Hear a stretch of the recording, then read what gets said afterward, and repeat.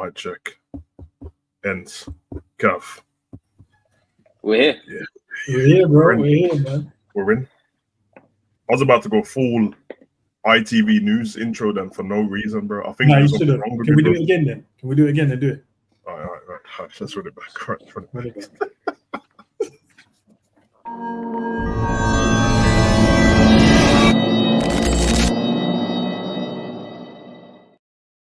Good afternoon. I am your host, Hugo the Savage. I'm joined here with two of my best compadres. We have Endsman TV and Cav from the Foxes. You know them way dead. That's the signs of that, bruv.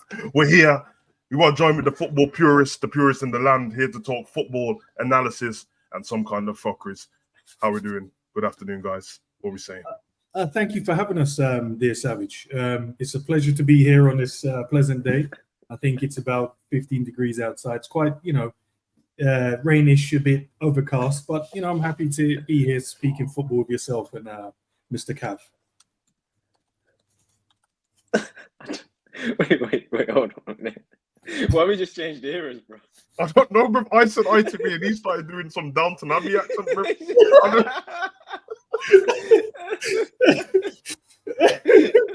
and he automatically assumed he could be the weatherman as well. Oh, like, we didn't assign roles. 15 degrees.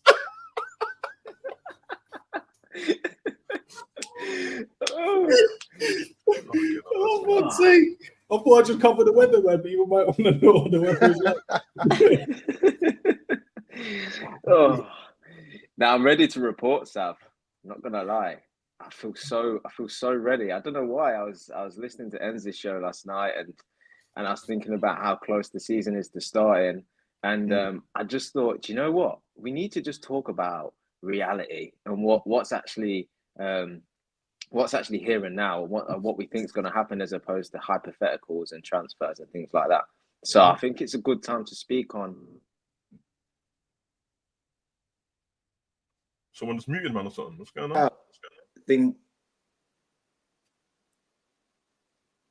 Sometimes, Stav, you said when we sent him abroad to go and report, that's it.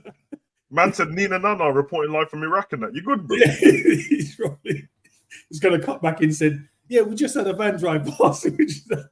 Man got that Baghdad Wi-Fi, blood. I know you're moving and that. What's going on? It all sounded great. Let me just take over for him anyway.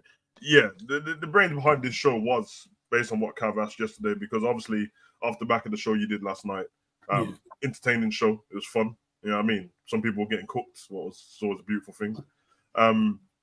But yeah, I think from Cav's point of view, and a lot of us as well, the collective would think that it's about time to talk about what's really happening at Liverpool and let's not pretend, let's not talk about what can happen, let's not talk about who could come in, what the journalist said, what the content creator said. The one thing that is a fact, it's an objective truth, is the players in our team are the players in our team, bro.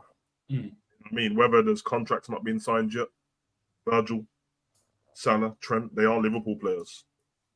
And also, not that I have a problem with it because everyone's got their opinions. I couldn't give a damn. I just don't have to listen.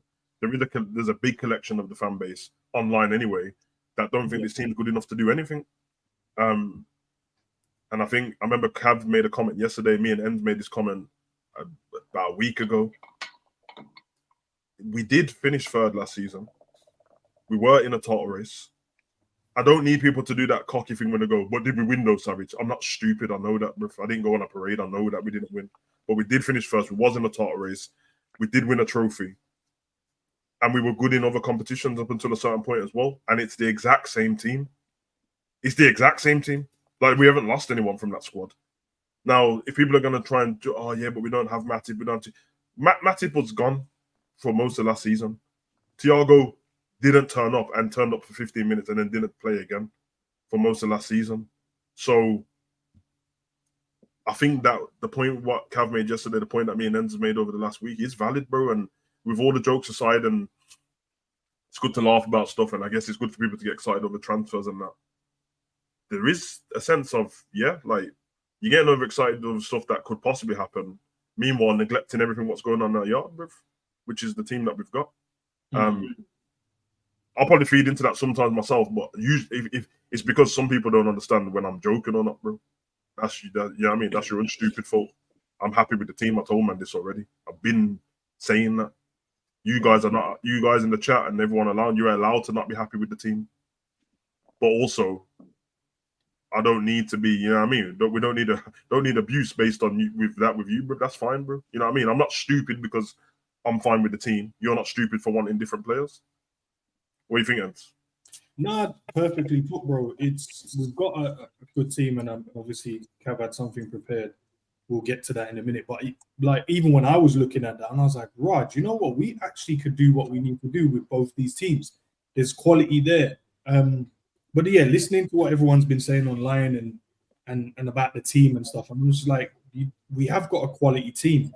Do we need to add? Yeah, but it has to be the right quality. It can't just be we're just adding players for the sake of adding players, because then it doesn't change our position in the league. Just because you think we need a player, then we go and buy an ex-player that can play in that position. It doesn't mean it fixes or that's the solution. It just means that we've got an extra player now that you're going to go, A, great, or B, you're going to be cussing him like you did with Gravenberch Sobbo because they didn't go up to the standards apparently that you set for these players. So with this six conversation, with this, oh, we need a centre back, with this, oh, we need a backup for Mo. I think for the squad itself, I think we do need a centre midfielder, 100%. But I also think that the main problem is that right hand side. We don't have someone to give Mo Salah the rest he probably needs in certain moments in the season. We got 4 centre backs, whether you like them or not. There's 4 there, 5 including Sepp van der Berg if he stays. So where's the room to get someone else? You got 2 left backs. People said you want a left back. That's fine. You can want one, but there's 2. You have to sell one before you can get one in. So we can't just be out here trying to buy 5 or 6 players and not selling anyone or anyone that want to move. It doesn't work like that. If a player decides he wants to stay, he wants to stay. Can't shift it. You just don't have to play him. That's the choice you have as a manager. But I love these type of conversations, man, because I know it's just going to be pure and I know it's going to be about football. And we're going to have a laugh, but we're also going to shed some light and throw some knowledge out there as well, man. Yeah, because obviously, off the back of Cav's comment yesterday, I think if I'm correct, it might have been Mike who responded to it. Yes. And he's basically saying that just because this and this happened last season, other teams have strengthened, so what makes you think you're right kind of thing. Not in that kind of word and that, but big up Mike. That's a valid point. But that also doesn't mean that you're right either, bro. Because from what I've seen so far, out of all of them teams, bro, we're not going to talk about the whole league. There's no point, bro. But out of all of those teams, I haven't seen anyone strengthen to the point where they've overtaken Liverpool's current squad. So if you already had a better squad than Liverpool, or if you believe you had a better squad than Liverpool, then you've already got a better squad than Liverpool because we haven't changed anything. If you was worse off than Liverpool, from me, and I'm actually used to as well, go to Cav, I don't see any of the other teams that have strengthened to the point where the teams are better than our team. 1, player for player, and 2, just from the style of play. Now, of course, there is going to be the caveat, the asterisk that is slot, because it's unknown quantity in the league and that we don't know, unknown entity. Yeah. So that's a fair enough point.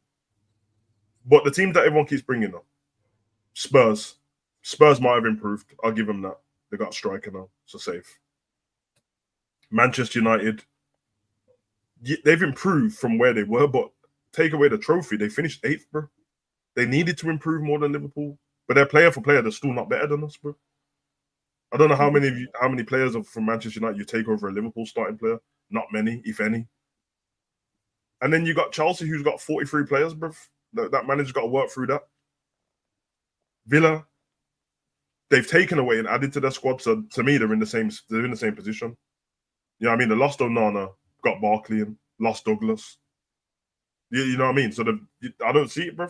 What do you think of? I know you was mentioning before we went live as well about the other teams, but yeah, no, I totally agree. I think that we finished 3rd last season, and we were in a title race. Whether you're upset that we didn't win it or not, you can't deny the fact that we were in a title race, regardless of the things that occurred during the season, regardless of what you thought about some performances individually and as a team. The long and short of it was right up until the final sort of 5 games, we were in that title race. Yep. We were in all competitions in the second half of the season. We fell out of 2 and won the other. So this Liverpool squad has shown you that it is capable of competing on all fronts, not just one front, not just 2, not getting knocked out of cup competitions early like Arsenal to focus on one trophy. Liverpool and Man City are the only 2 teams that go for every single trophy, and we go far in these competitions as well. Okay, so that current Liverpool squad, albeit the loss of Thiago and Matip, which you've already talked about, is already proved to us that it is capable of going that far. Now, I'm in agreement with Enz. I think to aid the squad, it needed an additional centre back and a number 6.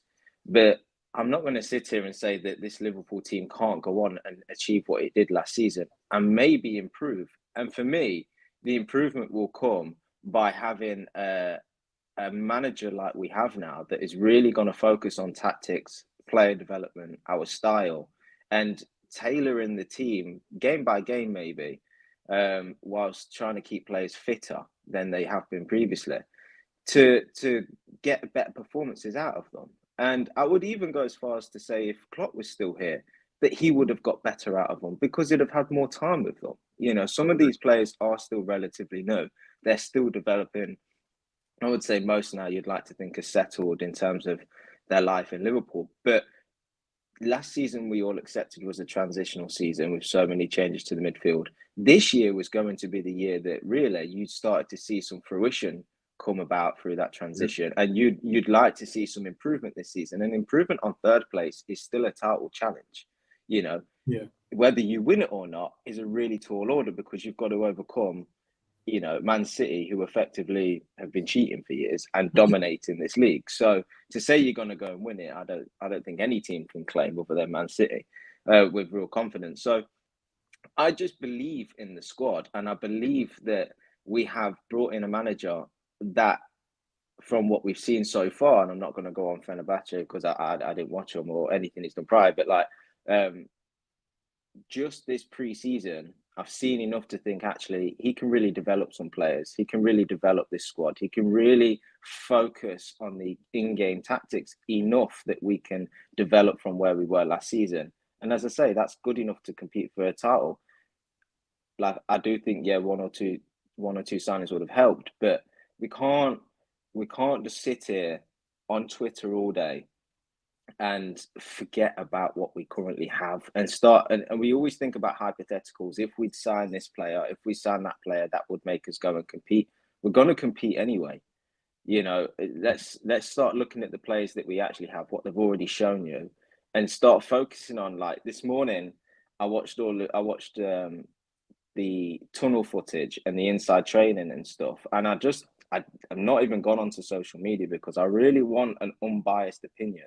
I want to look at these players. I want to read their body language. I want to see how the manager is on the touchline. I want to see how they are walking down the tunnel. Is there camaraderie? Are they positive? Are they happy? Do they look motivated? You know, do they look ready for a new season? And yes, in my opinion, they are. So all that being said, I do think that we're going to go on and have a really good season.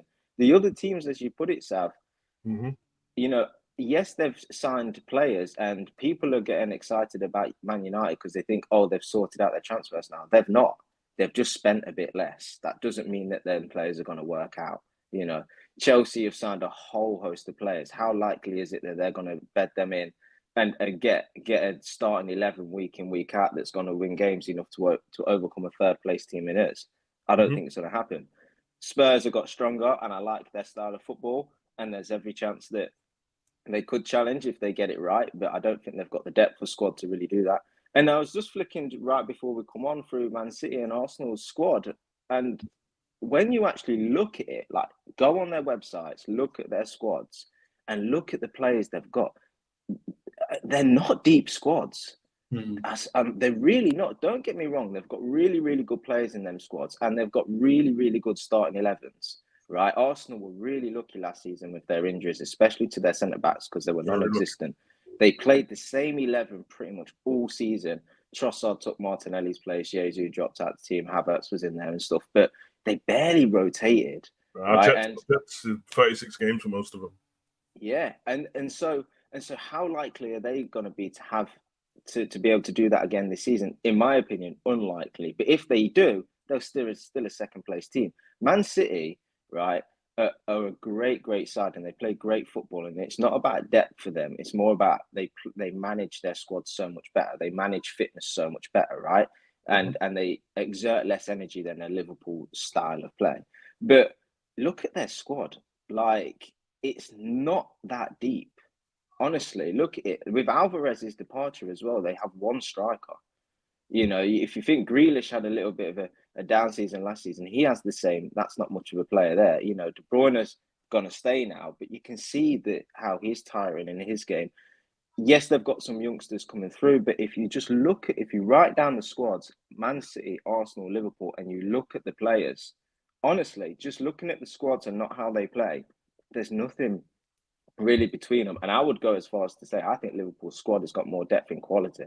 I don't think we have the star in Haaland, and I don't think we've got the quality centre-back pairing like Arsenal have got. And individuals, I agree with, but squad depth, we absolutely are on par with those teams. I just think it's going to come down to what manager gets the best out of them squads. And I don't see why we should be so pessimistic because we've not signed one or two players. I completely think the opposite. I think if you've got a new manager that can get the best out of these players with the current squad we have 3 days before that first game, I think it's really exciting, and I think we can achieve what any of those other two teams I mentioned can achieve next season.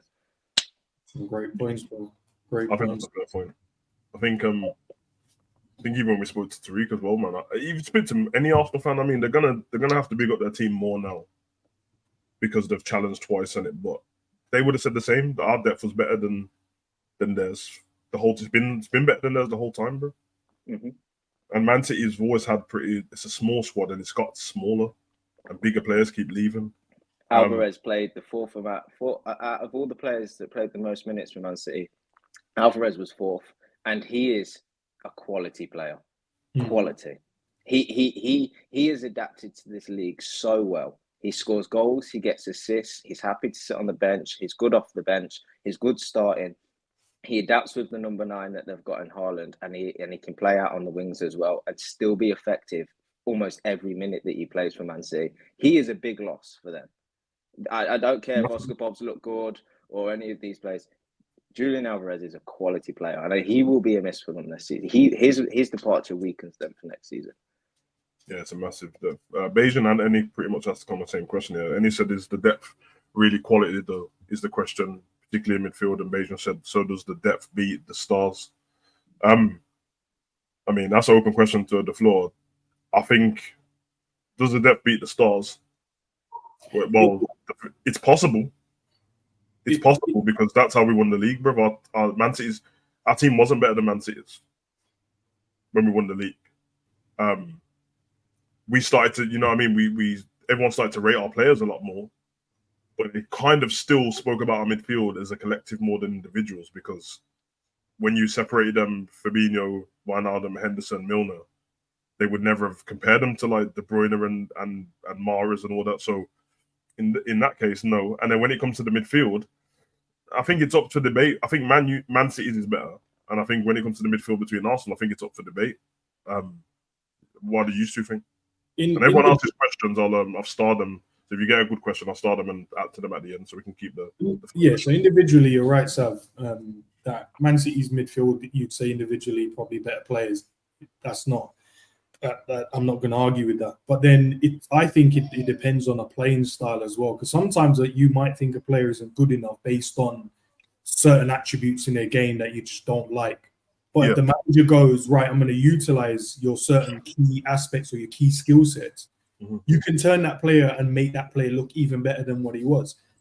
Klopp had that in abundance, right? He realized that Wijnaldum could offer certain things. We knew Wijnaldum at Newcastle, he was scoring goals, but Klopp looked at him and gone, yeah, but I've already got Mo and I've already got Mane and I've got Bobby. They can do that, but this particular skill set of retaining the ball and the energy levels that you show, I need you to do this role. Henderson, it was like, right, I need to utilize this player, so I need you to utilize this. Henderson could have done a lot more for our midfield, but it was like, no, I need to utilize this. I think that's the same with the current midfield. So people might look at some of our midfielders and go, well, you lack this, you lack that, and you lack this. That's fine. Everyone has their opinion on a player. But if the manager looks at them and go, right, if I create this structure and I create this shape, and then I utilize these particular skill sets, it will look completely different. And what Sam said is right. How many times have we competed against Man City when we played them? But you couldn't tell the difference between the midfield.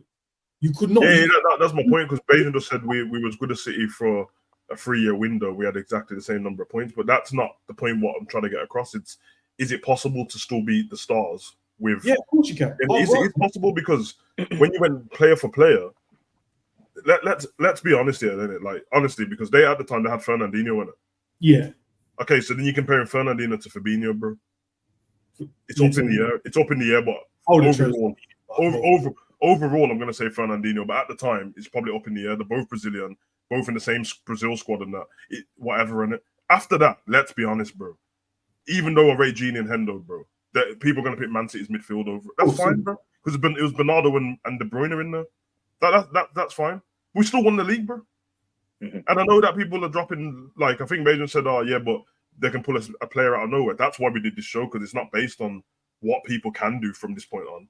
I don't, like, right now, today, in the transfer window, Man City's not brought somebody, so I'm not going to talk about what they can do. If that happens, we'll do another show, but we're talking about what Liverpool have right now, what Arsenal have right now, what Man City have right now, and then obviously you can talk about the rest of the teams, but it was a 3-horse title race until the end last season, so that's more based on that.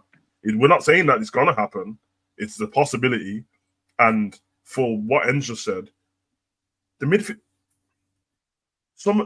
they've been there. The midfield was revamped completely in it, so they've been together a year. And of that year, they haven't played together because one's been injured here or one's been out here. They've not had a collective of it. And you're probably going to argue that some people haven't played in the correct spot. Some have had to step into certain positions because Trent was in midfield, inverted. Then so if he's not there, it's going to be a little bit different. Or if he is there, but it's every now and again he goes instead of doing it all the time. It makes a massive difference. Tactics make a massive difference. So as I said, is the reason why I started off the show with a disclaimer about Slot is so we'd have to keep going back over it. I know Slot's new, but what am I supposed to do every time I make a comment? Go, but we don't know about Slot. Well, okay, but he's here now, isn't it?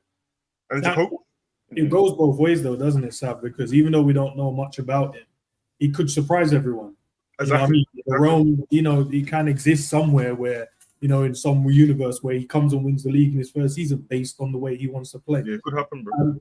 And it's just, as I said, man, you've got midfielders in this team now. And I think with Arne Slot, what I can see from pre-season, there's a clear instruction and clear direction in terms of what we want to do. I don't feel what I saw last season, and that's not a knock on what we had last season, but I can see there's a clear pattern of what we want to do and how we want to play as a football team going forward. And it means for a player, we played football, no matter if it's Sunday League, whatever it is, when your manager goes, I need you to do this, you're like, oh, I just need to do this. It's clear as day. I can just do the job and then I can get it done. If I do my job well here, he does his job here because there's clear instructions in terms of what we want to do. We can get the best out of the whole unit and as a team. And if we can be a bit more disciplined and we can be a bit more rigid in terms of our defensive work, most teams will struggle against us. And then what we then do is use the quality in your forward-thinking players to go and kill off these teams. Because last season it felt like we believe so much in ourselves, which is right because we are a good team. But we believe so much in ourselves, we forget that the other teams we're playing are good as well. So it's like we just left it too open. And now we're like, well, we're good, but now we're going to also show you that we can do this side of the game. We'll defend. Come on, show us what you can do. And then we'll just pick you apart. And if we can do that, say 95% of the time, and that includes beating an Arsenal and a Man City, that potentially could put you in a position to compete or if not win a league. I agree. And we weren't clinical enough, bro. And I know that we've never been clinical. That's why I said clinical enough, bro. That period where the players didn't seem to be able to score goals isn't something that we have all the time, bro. There's a rarity in it. I'm not expecting that to happen again. So that would change a few results as well, man. I mean, it wasn't that many results in the first place, to be honest. But I think let's look at this. Sorry, Cav, carry on before you say something. Yeah, no, just kind of the question was asked about the midfield, and Yeah. if you look at Man City, because they set the standard, right? And Pep Guardiola is the best manager. They've got the best team in England. So let's look at those.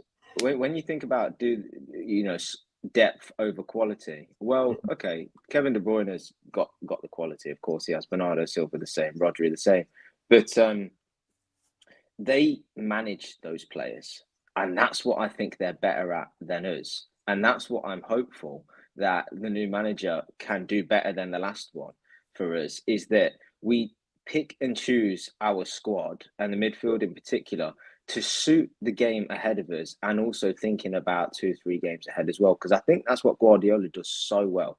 You'll see his lineup and De Bruyne won't be in it. He'd just be sat on the bench. He and trusts he his just squad a knows lot more than everyone else does. exactly. And he'll put Bernardo Silva in the midfield, or he'll put If Rico they Lewis play in the there. Switch on the weekend, they'd play Oscar Bob and Rico Lewis.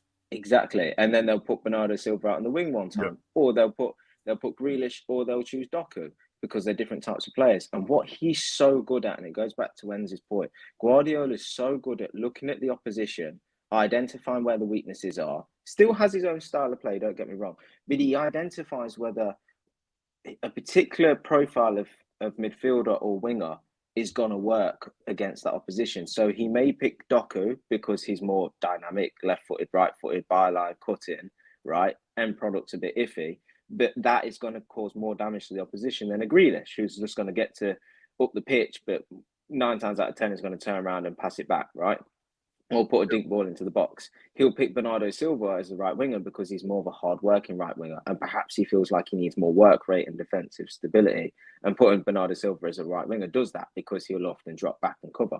He's always going to pick Haaland where he can, but even at times he's dropped him out and put Alvarez in because he needs more of that link or what have you. His midfield, Mateus Nunes, hasn't particularly worked out, and he didn't see a lot of minutes. Kovacic was in and out of the team because he has a particular skill set, and Guardiola used him sparingly, He will mix around his squad to suit what he believes is going to win that game ahead of him. And then he will also, in do that, manage the fitness of players and manage how far they'll go. He's only just brought, well, they've probably been back, but he gave his squad 4 weeks off, whereas Arne Slot's brought his team back early. Guardiola's thinking about how long this league season is going to be. I think it's going to be up to like 49 weeks for them. And I'm not sure if you've seen the images, Savage, if they've got their game schedule all on a board, it's extensive.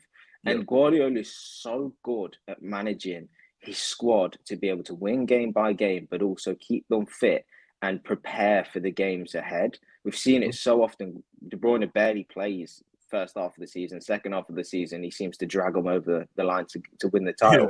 This is what I hope Slot can do better than Klopp did. I hope that he can look at our squad that's full of quality and different quality and attributes, and start to pick sides that's going to go win against the team ahead, and also keep them fit. Because if you're able to do that, just as an example, let's say you put Nunes in versus Ipswich, and then you play him for 2-3 games, and then you put Jota in, and then you think, hold on a minute, Jota's played a few games in a row now, he's in the red zone, let's bring him out, but what game is most suited to bringing him out? How about we bring him out against a team that's physical, or whatever it is, right? You just do that forward planning so well that you get the best out of your squad. That's where I think that we can really challenge again this season. And that's where no transfers, nothing other than training and preparing for these games and managing the squad better. And I think last season there was a period of time where Klopp did it quite well with his substitutions. I think that he changed game by game quite well, but I think his in-game changes were much better. You've seen a lot of improvement in his in-game changes, and we're often turning games around because he was bringing on, Elliott with 20 to go, and that really made an impact. We were scoring loads of last-minute goals because he was bringing this depth on that we never had before. But for the most part of Klopp's tenure, in my opinion, he hasn't done that well enough. He didn't make subs early enough. He didn't change the team early enough. They're often, I know you spoke about the engine room in midfield. He often didn't have the options to change it. But last season he did. And I thought that there was a period of time under Klopp where he got squad management so well that was a key part. I remember clear as day.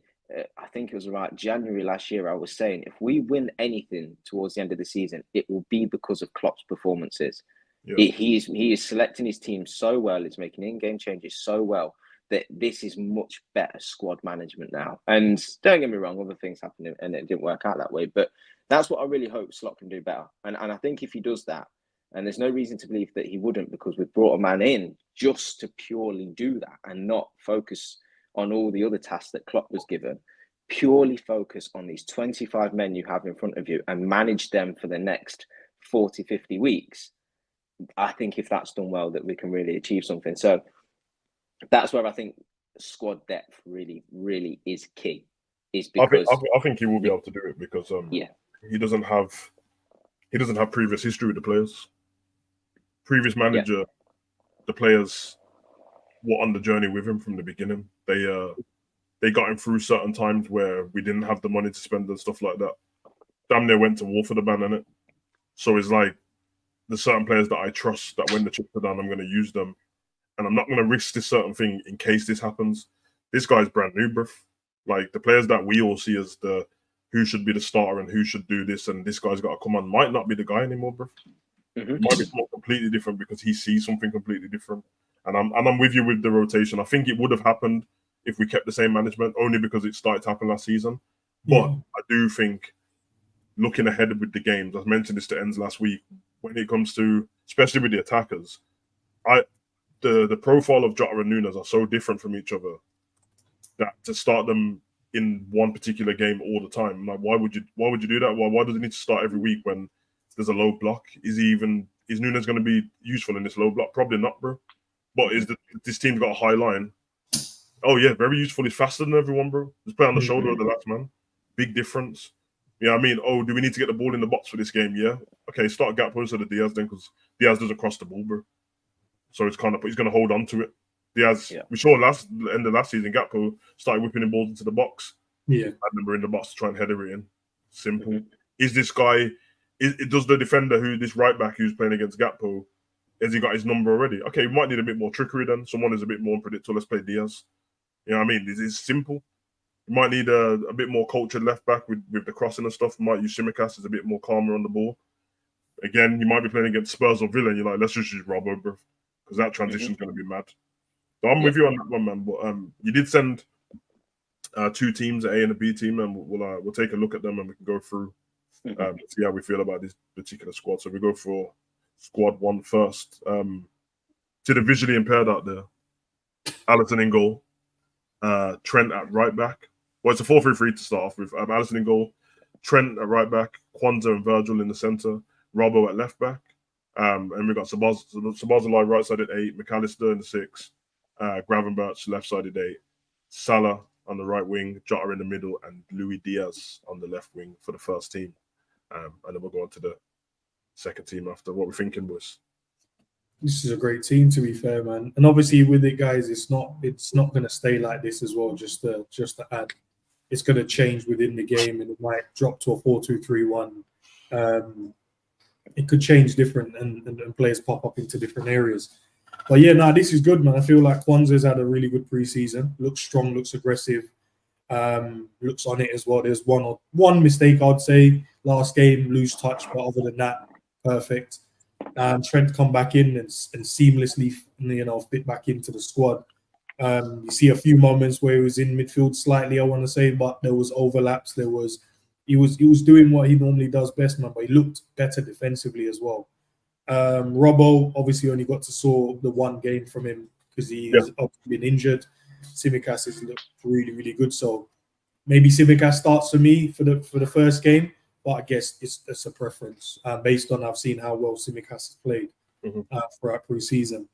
And then you've got the conundrum of this 6 deep line playmaker role. Obviously, Gravenberch and McAllister has played the last 2, I want to say. So, yeah, I think maybe just run with that. And then Sobo, maybe the more advanced thinking player. Mo looks sharp, happy with him so far. Diaz looked really sharp as well, even though that was his first game. And Jota looks good, man. So I think this team was perfect. The only issue that I was thinking maybe Alisson with his passing, but he looked fine against Seville in the first. Did he get 45 minutes? He looked perfectly fine. Virgil looks fine. I think, yeah, man, this team, as I said, the only thing I'll change is probably Simicast or Robbo, just based on preference pre-season. But this team, I think, is ready, man. If this team can't result in the first, I think this team's capable of beating everybody in the league. I think obviously things happen in game, and we're not going to play this team every week. But if we just look at lineups against lineups, I genuinely believe this team could beat anyone in the league. And I'd go as far as to say we're back in the Champions League this season. If you played that team against anyone in Europe, it would have a chance of winning. It's got creativity. It's got goals in it. It's got experience. It's got youth. It's got energy. It's got everything you need to be a great team. Now, I think its limitations or its cons really is defensive stability. It doesn't have an out and out defensive minded midfielder, and that could pose as a bit of a problem. But I think you get around that with your style of play. I think if we're going to progress out from the back a lot slower and a lot shorter, I think that we do that with accuracy. And I know you mentioned Alisson there, and he's one that sometimes can be lapsadaisical on the ball. And I hope that he improves in that respect, because I think he's going to need to. But you've seen when it works, one ball up to the forward, third man runs straight in on goal. 1-2 touches, and you got a chance created. But I think if we progress out the back well, we're going to have a lot more ball retention. I think if we cut out the errors in defence, which comes down to the individuals, to be honest, you'll reduce the chances created against you. And I just think that if we get the balance of Trent and Salah right, and I think in my honest opinion, it would be a case of making sure Trent doesn't do the inverted thing too much. His attitude, he remains switched on. We know when Trent is motivated and he's in the game and he's enjoying himself, that actually his defensive work is fine. His positioning is fine. And obviously we know about his offensive play. I think that at times he finds the game a little bit too easy. I think that he had too much onus on him last season to be the main creator. And I think that put pressure on him to go and find them Hollywood passes and be the tempo dictator. And actually, I think it hindered him. And I think it hindered us as a team. And I think that we just lost a lot of structure when he was able to go and do what he wanted. So I'd like Trent to just have a simpler game, a game that he played maybe 18-19 when he was just a very, very good, the world's best right back. I'd like Salah to continue doing what he's doing, but make sure that he's not doing half-hearted presses. And actually, if he's going to continue to post 6-packs every day on his Instagram, okay, well, let's prove that fitness and let's make sure we're doing, proper pressing, and let's make sure we're running and tracking back beyond the halfway line and be a right winger that, yes, you're our main goal outlet. Yes, you're our main chance creator. You're still one of the best in the world at that. But the team requires you to still press, and it still requires you to engage in challenges. I'm talking about little things. If the ball goes up to you in the air, yes, you're not going to win it, but back into the man. Make it difficult. Don't just hang behind the defender hoping he makes a mistake so you can run onto it. Them little battles there is going to set an impression that Liverpool are ready for the fight, not shirking out of things because that's not your main focus in the game. I think Szoboszlai is a powerhouse. And I think on the right side, especially, I think he can do a lot of covering for the two guys I mentioned, but also carry the ball well, pass the ball well, contribute with goals. He's a key figure in this side for me because he's got so much responsibility in his game. But I believe in him, and I believe that he's good enough to do that. And I think if he masters that, you could be talking about one of the best midfielders in the world. And there's a lot of players I wouldn't believe can do it, but he is one that I think can. And then you talk about Graves and McAllister. They just need to support each other well. They just need to act balanced. If they're going to defend in a 4-4-2, make sure you're back in that 4-4-2. If you're going to do a low block and accept that you're in a tough 10-minute period, get into that low block. Cover the half spaces. Midfielders track the third man runs. All these kind of things. It's nothing. I've not mentioned anything to do with transfers there. I've not mentioned anything to do with formations or anything like that, but roles, tactics, positioning in game. I hope Slot gives them some clear instructions. And I think if he does, that's where you see more defensive solidity, even with the same side. So, and I think we'll go on to and create chances and score goals. So, yes, it's not the perfect side. I don't think there is a perfect side in world football, to be honest with you. I think Real Madrid are probably the closest to it, but I think that's good enough to compete with any of them. And we'll talk about the second team with the changes you can make. I think that's a really good lineup. And this is where I encourage people, because the only way Liverpool win something next season is if Anfield's rocking, fans are bought into the idea that we're going to win something. Fans are positive, and we become a force off the pitch as well as on it, right? And we encourage the players. I just encourage everybody to just put your phone down and get off Twitter and forget about transfers and look at this side and think about how exciting it is. Because I look at that team and I think, Jesus, I'm 30 years old now, and I've lived through the Balotellis and Barinis and Gogs up front, and I've looked at title challenges that always felt a little bit like they were built on ice, but actually this is quality. Like this is look at that side and not be excited right now as a Liverpool fan is crazy to me. Yeah, my views on this squad that you picked tonight, I'm with it still. There's not any changes I'd particularly make to them. I think if I was going to make a change, it'd just be tactic-wise or the way the system would be with the same players. Obviously, it's not a moving image in it, so they're not going to be stagnant in the game. I think there'll be point. I think with Gravenberch and McAllister in there, because Gravenberch ain't really done this job much. Like at the moment, it's 2 pre-season games, and that's kind of it. I think in attack, offensively, I think I'll have Szoboszlai. You're right about the cover, but I'm hoping that he doesn't fall into covering too much, and then Trent just goes and does Szoboszlai's job for him, because then it's like, okay, so Szoboszlai's just here to cover Trent. Szoboszlai will get to the byline. He's faster than Trent, stronger than Trent. We've seen so far with Slot how he uses his team. They tend to be a bit narrow and then leave big spaces on the side for the fullbacks to get up and down, which will be Trent and Robbo. Which, by what you said earlier, it means you can have them as old school Trent and Robbo, bro. And that's what I would like to see. I'm not sure if you guys think that. No, that's what I want. I'd prefer that, because when I saw in the first couple pre-season games with Bradley and Tsimikas, they were narrow. I think it was Carvalho on the left side at the time, and then Salah. They were very narrow, and there was just this big space for them to run into all the time, man. And I feel like them two thrive off that, and it means Trent can still be creative and get back to what he was doing best before. But you don't have to. Yeah, again, he doesn't have to take the onus. I don't think Liverpool particularly put the onus on Trent to do those things last season. I think he done it himself, bro. I think he was enjoying it too much. He seemed to relish, saving the team and getting these late goals and stuff like that, which was great. Unfortunately for him, he got injured. But you're right, he gets complacent because he finds it too easy. Not particularly my words, he said it himself. So he finds them passes too easy, and then he just starts throwing out these Hollywood passes. Slows down play a little bit though when you do that. Like, what Liverpool turned into was how NFL teams use their quarterbacks. They make space, they block these geezers off, and then they give the quarterback the ball and let him throw it to wherever he wants.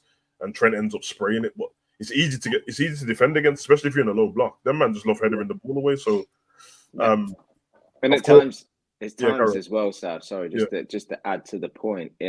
I've seen it a bit in pre-season, and it was one thing I kind of hoped would be at is we score. I think it's Diaz's second goal against Sevilla, where ball goes up to Jota, who lays it off, or Salah, who lays it off, and it's a ball through, and it looks great. But there was also periods in that game where the ball was quite direct, and you've got Diaz and Salah who are quite quick, but everybody else ain't. So quite often you would find that direct play, when done well, is fantastic. When not, either you give the ball away to the opposition, which is never a good outcome, or your forwards up the pitch, but no one else is. And then suddenly he's got to do it all himself. So I just think Trent, he's mastered the art of passing. Now it's a case of making sure that passing works within this team and within these tactics, and picking and choosing when to play and then passes. And I come back to it. I hope Slot has them conversations with him, shows him, when to play them passes and when to play short and stuff. I think he will, because it will ruin everything that Slot's doing with the system. He'll ruin it if he lets Trent just do what he wants, because he doesn't work with you right back doing that constantly. He's not going to be asking Tsimikas or Robert to do that on the left side. So you want a bit of balance. Trent's always going to be able to use that passing when he sees fit. But yeah, I don't want that being the sole focus of Liverpool's creativity next season. I wouldn't. That's not what I would like, man. I think it unbalances the team. it makes everyone else's spot a little bit harder. I feel like Szoboszlai falls into like he doesn't know what to do when Trent does that, because what does he do? Where does he go? Mm-hmm. Trent's going to send it across field and that, and you're right, sends it across to Diaz all the time. Diaz ends up at the top of the pitch most of the time on his own. Mm-hmm. And that's where everyone comes in. Diaz holds onto the ball for too long. What do you expect? There's no one up there with him. He's the only person fast enough to catch up to the ball. So I did say he doesn't cross enough, but a lot of the time there's no one even in the box.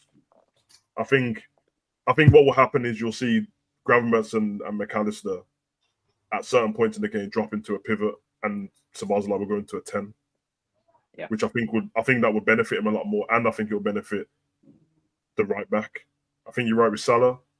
None of that half-hearted pressing. Press from the front and trap back where you can on it. Don't run to the halfway line and stop. He's been all right in pre-season, but he does fall into his regular traps. And then Gravenberch, man, bit more confidence from him. Use your strength a little bit more. You're not a small guy. And get on the ball. And when you see fit and you see that space open up, yeah, man, trust yourself and dribble with the ball, man. McAllister's gonna back you up anyway and defend where you've left and cover you. And then if this is against a low block, well, then the same thing I just said about dropping into a pivot, but let Szoboszlai and Gravenberch drop in there and let McAllister do it, because he's the one, he's got a better pass than all of them.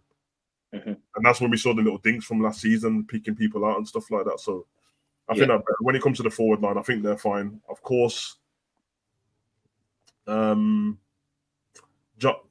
could do Jota stuff and for Diaz, just trust your teammates on it, man. I feel like when he does hold on to the ball for too long, people in there, he's always for a good cause. He's trying to get to the goal and score and that. But trust you guys to just lay off a 1-2 and that. It might not come back to you, might go to somebody else, but you don't need to start off on the left side and end up on the right hand side in one move. But if it doesn't need to happen, let the ball do the work on it and get back in the box. And hopefully, if they do that, we'll see in it. So I think Diaz. Yeah, I was just going to say, I think Diaz. What was nice to see first goal against Sevilla is it was decisive. You know, he knew he wanted to take that ball inside. The defender was wrong-footed, to be fair. Defender should have shown him the outside, but it's recognizing that moment and having that quickness of mind to think, oh, I'm going to one touch in field and I'm going to hit this, and know where you're going to hit it and what your technique's going to be. Sometimes Diaz is presented with these opportunities, and we're so used to seeing someone like Sadio Mane just make the decision and score the goal or cut it across for an assist. And we are talking about one of the greatest, Premier League wingers of all time in Sadio Mane, but that's what he was great at, and that's what I'd like to see from Diaz. If the defenders are behind the ball, I'd like to see him beat his man more, because I think he's got the ability. You still see him do it for Colombia. I think I don't think it's reluctance; it's just not coming off well enough, beating his man. But so that's one thing. Trusting his teammates is another. I agree with that. But also, when you have the space and you're in on goal, that decisiveness, that's where we need you to one touch out the feet, shot, bottom corner, top corner, whatever it is. Don't dilly-dally on it. Don't, be confident enough to take that on and take the strike. So I think that's where Gakpo, who I easily could have put in this side, to be honest with you, you'll see him in the next one. His decision-making in the Euros was brilliant.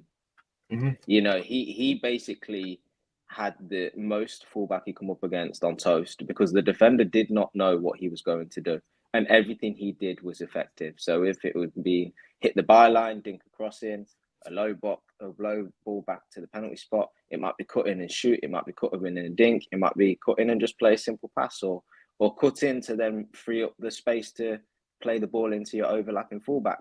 He varied up that game on the left so well that, for me, watching him in the Euros, I was thinking he has to start for Liverpool, because you have to build on these performances and hope that he can just replicate them for us. Because if he can, he's a real good player out on that left wing. His thing is just not drifting out of games, man. That's Gakpo. Like, when that kind of stuff, what you're talking about, happen, you're gonna have to help out in other ways, bro. He just kind of when it's not. It's almost like when it's not fun for him anymore, he just fades out the game and you don't see him. But you are right. That's a great point. Yeah, that's a great point, because when you're thinking about selecting Diaz or Gakpo out on the left, that never will happen with Diaz. That regardless, physio game. Exactly, he's always in it, and often, I spoke about this a few times.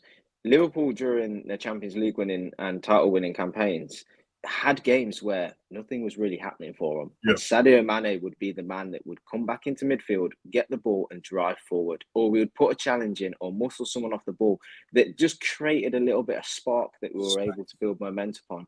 And I think Diaz was that guy for us. And I still think he's the best. We've got closeness to that, whereas Gakpo isn't. So, whereas Diaz, I think Gakpo's more...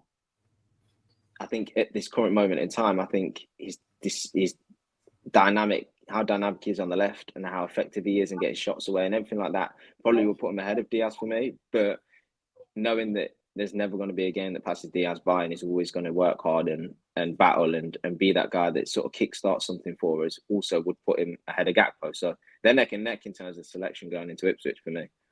Do you know what as well, though? I think Diaz might just have clinched it, guys, because I feel like what you're asking for in terms of being decisive, and I think that's a key thing there. I feel like he did it in the Seville game. He passed it when he needed to pass it. There was an overlap. He gave it when he needed to give it, and then also when he got the through ball and it was like cut in and get the shot away, there was no dilly dallying in terms of what skill to use. It was just cut in and get the ball in the back of the net. And I feel like he done that perfectly, and that's how he ended up getting. Obviously, one of the goals was a tap in, but obviously the other one was a very good finish. But throughout the game, I kept seeing him drop in, play the ball, drop in, keep it simple. If he received it, wait for the overlap, give it to the fullback. I think there was he's just got to move the ball quicker. Diaz. That's all he has to do sometimes. In fact, a lot of them, man, there's a dilly-dallying on the ball from the winger sometimes. Like, if you make your mind up early, because if you're going to dilly-dally on the ball and play a 5-yard pass to Shimikas anyway, then why don't you just play it to him early and let's move the ball a bit quicker? The one thing Liverpool suffers sometimes is letting the defensive team get back into shape, man, just from not moving the ball quick enough. So I think you're right. I did see that from him. And obviously, it's a long season. I mean, and Cav didn't pick these teams solely on starting against Ipswich. It's just first team and then maybe the fringe team. But obviously, things can change. I feel like you're right. Gakpo is there's the variation to Gakpo's game. The stall stuff that he has or does that Diaz doesn't do. And I think crossing the ball's a massive one, especially when you've got Jota and Nunes in the box. Like, that's got to get in there as long as the striker takes that position up. I think both of them suffer with decision-making most of the time anyway. And what you saw from Gakpo in the Euros is his decision-making was good. That's why you liked it, because he made up his mind early. When he was going to shoot, he knew he was going to shoot. When he was taking the guy to the bar, like, the goal where he, or did he, I don't know if it was a goal or he set it up, where the player thought that the ball had went out. And he came back from off the pitch and took the ball off him. Yeah, he was on it the whole time, bro. He was excited, but then there was games where he drifted away as well. I think if they can sort that decision making out, and sometimes there's maybe we'll see something different, just because this is only a presumption. It was a different management, and both of those guys came into a team that was already established for a long period of time. Especially Gakpo. There's probably a point where he felt like, I'm trying to impress so I can play more in it, because I keep playing in different roles and not the role I'm in. So then he'd try and get the shot off all the time, and it would go wayward. It wouldn't be on target and stuff like that. Whereas the Gakpo I know is having one of the best shots. I think he can calm himself now. His clean slate might help them all out a little bit more, because now it's not like, oh, I'm fighting for this guy over this because I think he's the favourite or he's been here longer than me. It's fresh, bro. It's fresh, but just to quickly show you something what I kind of saw in the game. The last pre-season games anyway. We go into a 4-2-4 when we attack, especially when we do the press. I wanted to know, where do you guys think that other teams in the league could bypass us if we get it wrong? Because I always saw like Mo doing the press, Sobo doing the press, Jota, and then Diaz in the last one, and then we just left the double pivot in the midfield. So if anything, lose. But most teams, they're going to play 3 in the midfield, you'd presume, innit? They're going to play 2 and a 6. But I haven't seen anyone. I know obviously we played Arsenal, we played Man United, we played Seville, we played Betis, but I haven't seen no one really upset that or disjoint it when we did this. I think Man U was the closest to disjointing it. They were just terrible at the top of the pitch. I think if you're not decisive enough in transition with these 4 people attacking, and the 2 behind don't stay completely disciplined, if you don't score or you go to get a chance and you lose the ball or something like that and they break on you, it's a long day, bro. Depending on how quick and that's what I realized as well, because when we decide to give it to the fullback, so we give it to the goalkeeper, these guys do this. Yeah. will come here, and then what the guy that's going to do the receiving, he drops in, take it on the back foot. But we always leave these guys up front. So what happens is when this team is pressing, they normally press with what? The two wingers, your striker, maybe two of the eights to stop, McAllister or Gravenberch going to receive it. So you push 5 upfield, but we just go, right, we're going to leave 4 up there anyway and wait to then do the turnover. And if Gravenberch gets it here and turn, his first pass is always either into Sobo or he goes into maybe Diaz if he drops in here, or Jota I've seen drops in here, and then Diaz stays high and wide, and so does Mo. So we're going to have an advantage, especially when we do play from the back all the time in the attack, which is going to be good, man, because most teams are either going to choose to do one or two things. You're either going to stop us, and you're going to push a lot of players forward to go man for man, or you're going to sit back and then we'll just play at the back really quickly and easily and then get the ball going forward. Trent and Robbo's going to need to be disciplined, especially Trent wanting to join the attack when there's already 4 men in the attack, bro. Might not need to be there that much, bro. Find himself too far forward and get counter-attacked on, you're screwed because of the pace. But you are right, there is an advantage to it, of course, because you're crowding out their defenders for a start. It's damn near 4-on-4. Maybe not, because their fullbacks might be up the top of the pitch if it's in transition. The boys just have to be clinical when they're up there as well, man. But I think when we defend, we go into a 4-4-2 or 4-5-1, which is good, man, because normally we would always kind of give Mo the license to kind of stay as high as he possibly can. But honestly, I've seen him back there doubling up with Trent a hell of a lot. Or, Bradley or whoever has been there, I've seen him double up, which is good, man. It just means now there's no space in behind where I kept seeing these teams trying to punish us the whole of last season. Remember, literally, they'll just sit deep and then just ping a ball over to the right-hand channel. And then all of a sudden, we were on the back foot. But doing this, it just means we'll win the ball and we can play out really quickly. The thing is going to be interesting. What you just said, everything you said, but against a team that's low block, which is most of the teams in the bottom half of the table. But with that as well, when they do the low block, we're going to leave these. We're going to have 4. We've definitely, what I've seen, we've definitely left the 4 up there, and then we've got the 2, and then the 2 centre backs. I think is more vital on them because have you noticed how aggressive they are on the front foot in pre-season? I've seen Kwanzaa even coming in here to make a third man to do the pressing in here to make sure the striker or helping out with another 8 if one of the 8s leave up, and he's coming in pressing and winning the ball, and then you see him traveling into these spaces. But I think it's vital on these guys to stay compact, and then these guys can come into here. But because the chances are that normally our back 4 is on the halfway line, and when we're playing against a low block, the man that are chilling there all game because the team ain't trying to get out. So it's gonna be a bit more patience from the players.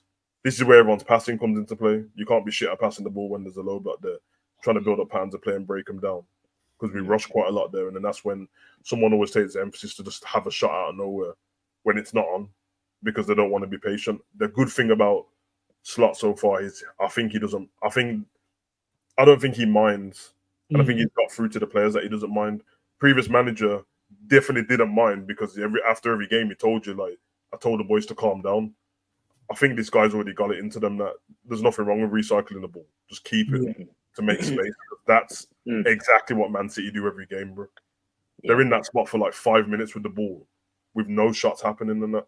But you're trying to entice the defenders to step out, innit? They've had the ball for 5 minutes now. We have to do something. Let's step out. As soon as you do that, someone to the byline, crossfield, Haaland, goal, done. Yeah. So and Man City tire teams with their passing, as we know. And we have to do that. Yeah, and we have to be better at that. The point that you just made, Sav, about when one of them steps out or breaks that defensive structure, you've got to capitalize. And no matter what team you play against, if they do a low block, it's human nature. It's these footballers, regardless of who they want to play for, want to win. And there will be a moment that they will be tired of just sitting back and defending. So there will be a moment in the game where they body shape's wrong, or they've stepped out, or they've given away a foul, or they get caught out because they're not they're human beings. They want to at some point have a bit of respite. They want to bring the ball out, or they just want to kick it long or something. So there will be moments in the game where they're not in that defensive structure, and it's about capitalizing on it. And one of the ways for me of doing it, or a few ways for me that I think we can be better at breaking down these low boxes. I think you mentioned it earlier, Sav. I think it's been way too acceptable for too long now that our players can take 3, 4, 5 touches on the ball. I think it's 1-touch pass or 2-touch pass. I think Virgil is guilty of it, even in the preseason. I've seen it. He's carrying the ball out. He's looking left. He's looking right. He does this he puts his foot in front of the ball as if he's like faking to punch someone or something, but then still goes backwards. And you just see all these same body movements, but these players have been in the league for a long time now. The opposition know it. They can read it. They know what's going to happen. They've studied your game leading up to it. They've not played in the week like we have. They've had a week to watch our previous 2 games and look at the tactics and break down how we're going to play. So you have to keep them guessing. You have to keep the ball moving. Too often last season, and everybody's guilty of it, we get on the ball and we pick our head up and we look at the man we're going to play the pass to. And you've basically just told the opposition what pass you're going to play. So they just shift how they need to shift to make sure that they're not caught out. The passing needs to be much more quicker. It needs to be. I don't mind if it's short or long or what it is, but it just needs to be quick. Pass. I know.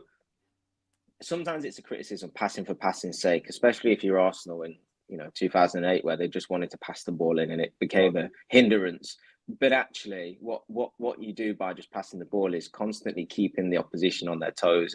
And if you're passing and playing some triangles or whatever it is, you just got to tire them out more and quicker. So it's what you just said about Man City, but that's how they do it, man.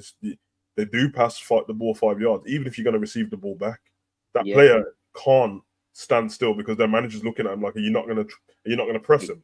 Like you wouldn't stand, if you was going to give the ball back to me in a rondo. The geezer in the middle is not allowed to stand still. He has to come. He has to come. Even if he's going to come back to me, he has to come and try and get it off you. And that's what we need to do. Bro, he does tire people out. He gives the other team a false sense of security as well, where they're like, if we get this, we can counterattack. Yeah, go on, try it and see what happens to you, bro. Because now your right back's gone, and now Diaz is gone behind him. Also, as well, to add to that, when you do those little 5-yard passes, bro, it's one of those ones where it plays on the mind of the player because he's like, I know it's going 5 yards. But should I just press it or can I wait because I know he's going to give it back? But that moment when the player noticed you're not going to go and do that, they're like, right, that's the moment. Let's speed it up now because now he's switched off thinking too much about it. And that's when he'll just knock it, switch. And now you're one-on-one with Grealish or Doku, and then it's a long day after that. You know what's going to happen. Yeah. So and if they don't, it's not our thingy. And when it shows up that Liverpool's played so many passes in a game, it's not throughout the whole team. There's 100 of them are just Virgil. And 100 are just Canate, bro. Whereas the other teams who are better at doing it, it's all throughout the team, bro. And that's what it's this season. I think the midfield is going to be the ones that's going to be on all those passes. Yeah, but they also have to thingy as well, bro. They also have to be, even though, I shouldn't laugh about it, but even though it's a 5-yard pass, see, I knew Andy was going to say something. Even though it's a 5-yard pass, you've got to be on point the whole time, bro, because it's an easy pass to make. Don't be all lackluster about it because that's when you get quantum mistakes, bro. Yeah. Where you think it's so easy that you didn't even look up. And he's done it in pre-season already, and he did it to Bruno last season. And those are the teething issues Cav mentioned a few weeks back as well that we're going to have to get used to. That could just be it because they're so not used to doing it on a consistent basis. Those little moments when I'm just giving you the ball to get it back and you're like, nah, let me switch off because I think you might give it to Mo because that's what we do. And then you get it back and now he's stumbling with his feet and then we lose the ball. Those could be those little moments where you're like, come on. I'm gonna trust that the manager's already said to him. And not just him, everyone in the team has already. And yes, there's going to be teething issues. The biggest teething issue for me, I've said it in enough time to prepare myself, could be the goalkeeper. But it doesn't mean it's going to lead to a goal every time.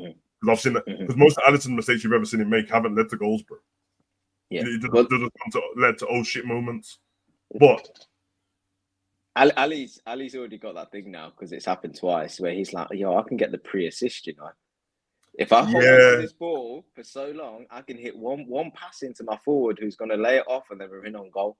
So he's already seen the success the fruits of that labor, and he now just needs to, yes, carry that confidence, of course, but don't be slow on it. Like, don't be, if you're going to wait for the man to press you, make sure you get the pass away, ain't it? Don't just, play blind passes. He was doing the thing, last season. He's quite flat-footed, Alisson, and the reason why he doesn't panic is he can do these fucking Travella passes, bro. We don't really need you to do that, bro. I will give him this, though. It made it look worse last season because we were trying to implement the style where we let the defend, basically what Slot's doing now. We were trying to implement that style already, and Alisson and the defenders weren't quite sure of how to do it. So it's like, let's just wait for them to try and run at me, and then I'm going to pass it. You have to be on your toes to do that, bro, because you're a goalkeeper. If you lose the ball, it's probably going to go in the back of the net. I don't think he'll do that this season, and people have to show for the ball quicker. The one difference I did see in pre-season, which does terrify me, but I'll get used to it, because I didn't like it under De Zerbi even, and I'm not a Brighton fan. The passes now are in the box, bro. Yeah.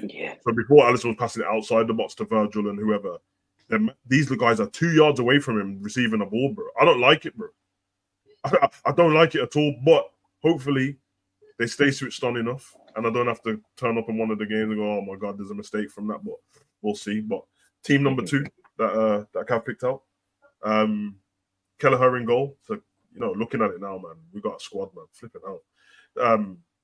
Kelleher in goal, Conor Bradley at right back, Gomez and Konate at centre back, Tsimikas at left back, Stefan Bajcetic, Wataru and Curtis Jones in the midfield, Elliott, Nunes and Gakpo the front 3. I like it. What we're thinking, boys. You want to take this, Cav? You pick this team. Yeah, I must admit, I put together the starting 11, and then I looked at what we had left, and there are players beyond this team as well. We've got Jaros in goal, we've got Anyonyi, we've got Danz, who I know is going to be out for a couple of months, but he'll come back in and play a little bit of a part, I believe. You've got Doak on the right who may play a bit. So there's players beyond this as well, Sepp and Nat and stuff. And I know these aren't finished articles, these aren't great players, but they're players with some quality. And there's going to be games where you can maybe utilize that. I'm thinking about the cups and things like that. So there are, when we talk about depth, we've just shown 2 lineups now, and there's still some players beyond that as well. So and those other games as well, Cav, we spoke about, not just the cups. There's the relegation teams, man. This team should be able to beat Ipswich, bro. Exactly. Yeah, exactly. And even if you put, I think Bobby Clark's probably going to go now, but even if you put Bobby Clark in this side, he could probably do a good job. If you put maybe not Doak at the minute, to be honest with you, but even if you started this lineup and then brought Doak off the bench, again, it's keeping Salah, out of the game and resting up, and it's giving the opposition something else to think about. So it's utilising that squad well, which we spoke about earlier. But I think Curtis could have easily been in place of Gravenberch. I think those 2 are pretty neck and neck for me. Spoke about Gakpo and Diaz.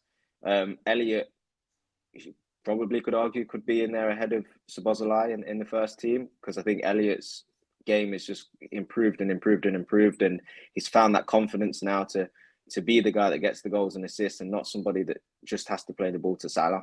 I think he's super mature for his age, and he's becoming, a leader, to be honest with you, at his young age. So, and I like his game. I think he encourages a shorter, quicker passing game when he plays for Liverpool as well. I think he improves the overall side when he plays. But I put Szoboszlai in there just purely because I believe Szoboszlai, if he performs he starts the season as well as he did last time, and he continues to progress, I think you've got one of the best midfielders in the league. Whereas Elliott, I think, is amazing, but I don't think his ceiling's quite as high as Szoboszlai. So just starting out the season, I'd like to just give that opportunity to Szoboszlai. Bradley, I absolutely love. I think he's brilliant. Yes, we've only seen 5 or 6 really good games and not much more than that, but I think even in the pre-season and any other sort of time you've watched him, you can just see that he's a real modern day fullback. Defensively good, good offensively as well. Positionally switched on, strong in the challenge, got bags of energy, good at pressing. And if it weren't for having a unicorn in Trent, I'd be more than happy for Bradley to be our starting right back most weeks, to be honest with you. Gomez, I'm not too confident as a centre back, but I'm just thinking about rotation. He'll be fine there for cup games, and he'll be fine there stepping in as a sub. I think we're more likely to see him in the fullback positions, to be honest with you. But he's there. Canate, we were talking about. Cav, can I just ask why you're not like confident in Gomez? Yeah. Two things really. I've seen him capitulate as a centre back too many times. I think he's had good performances until one mistake, and then he seems to lose his confidence. And that can't happen in that position because you've only got the keeper to bail you out. And I think that I think simple things. I've seen the ball fly over his head way too many times from goal kicks and stuff. Like, I just think positionally he's kind of just dropped off from where he was in like 18, 19 and stuff. I think he had a brilliant partnership with Virgil, and he did a lot of covering for Virgil in that season when he had, pace and stuff. And I just think he's not quite going to have the partnership to understand when he needs to step in and drop off and stuff now, because I think he's not the first choice. And the final point, which is the most important thing, I think he was really, really good as on either flanks last season. I think he was good at left back and improved. And I think as right back, I think a lot of people don't think he's as good as he is, to be honest with you. I think he's defensively sound as a right back. And going forward, he has shown he can cross quite well, especially from deep. So I just think that I'm not overly confident with him as a centre back from what I've seen in the past. And I think actually last season proved to me that he's a really, really good player to bring on in the fullback positions. So that's why I'd have him in there. Could it just to ask another question? Could it just be based on rhythm, playing time in terms of playing in that position? Because playing at centre back, you have to kind of. You're right. There's moments when I have seen the ball go over his head, and you're right in terms of the mistake. Whenever he makes a mistake, the confidence goes in there. But I'm always trying to think on the player side as well, in terms of if you're not playing week in, week out at centre back with a centre-back partner and getting that rhythm, and exactly what he's going to do, where I need to be, based around the system. That could then knock you every time you come back in, even though you're quote-unquote a centre-back. But if you're not playing him, you'd probably say he hasn't played centre-back consistently for the last 2 years. We've more utilised him more as a fullback in those last 2 years. So I'm thinking, could that be an issue where that's where you're seeing like he looks uncomfortable at times, and then he looks good at fullback because he has been utilised as a right back or a left back. So I'm thinking if he goes back in there and he, let's say I don't know how far we're going to get in the cups. So I'm just only speculating. Say we go to the final in the league cup or whatever, where he plays at centre back throughout them games, and maybe 2 games in the league. I'm just speculating. He plays there, but there's a consistent run of games that he gets. That I think personally that could change, and then he gets used to being back in there, and there's different spaces and different places you have to make runs and pass the ball, and the angles are all different, especially when you're playing left back or right back. That's just personally. I think you're exactly right. I think Gomez ain't a plug and play type player. I think he needs rhythm, especially at centre back, and to play minutes. I just don't think he's going to get that to be able to. I don't think he's going to get the games to be able to build that confidence and build a partnership up with Virgil to get to a point where he would be your first choice. Alongside that, you've got Kwanzaa, who is just going on leaps and bounds. Is that confident guy as a centre-back? Is that guy that's improving in his game? Is that guy that's confident? Yes, he makes mistakes, but doesn't faze him.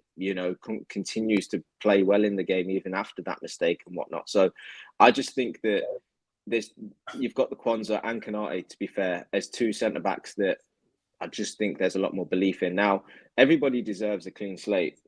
I get that. But for one player, especially in Gomez, for me, his plate's not completely clean. I think that he would have needed a pre-season whereby Slots tells the defenders what he needs them to do, as in short passing out from the back. And I think Gomez needed to excel in that, to give him another angle that's better than other people's in that position. And I think we did a sort of a show sort of at the end of last season, we're talking about preseason. I said the only way I see Gomez really beginning to start the season is if he plays this preseason, he's brilliant passing out from the back. And I compared it to the Man City defenders and said, I don't think any of the Man City defenders are great defenders, but they do what the manager asks of them in them, first thirds of the pitch brilliantly well. And I say Gomez maybe could be one of them. Maybe he could be a Stones that is good at passing and has that quick pace to recover and all these kinds of things. But I don't think he's shown it in preseason to get him there. And I can't see it happening now, to be honest with you. So I think if he went somewhere else and he was given them minutes to play, I think, yeah, he could be a centre-back for a good Premier League side.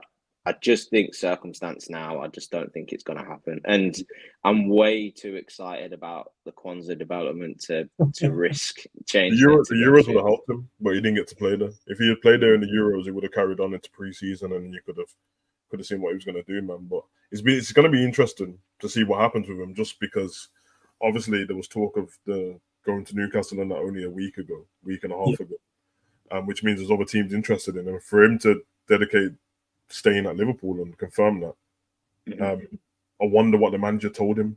What reassuring words did he give him for him to want to go, you know what, fuck it, I'm staying here, bro, because he definitely wants to play first team football. So it'd be interesting to see, is it left back, is it right back, is it centre back? I don't know. I don't mind this team though.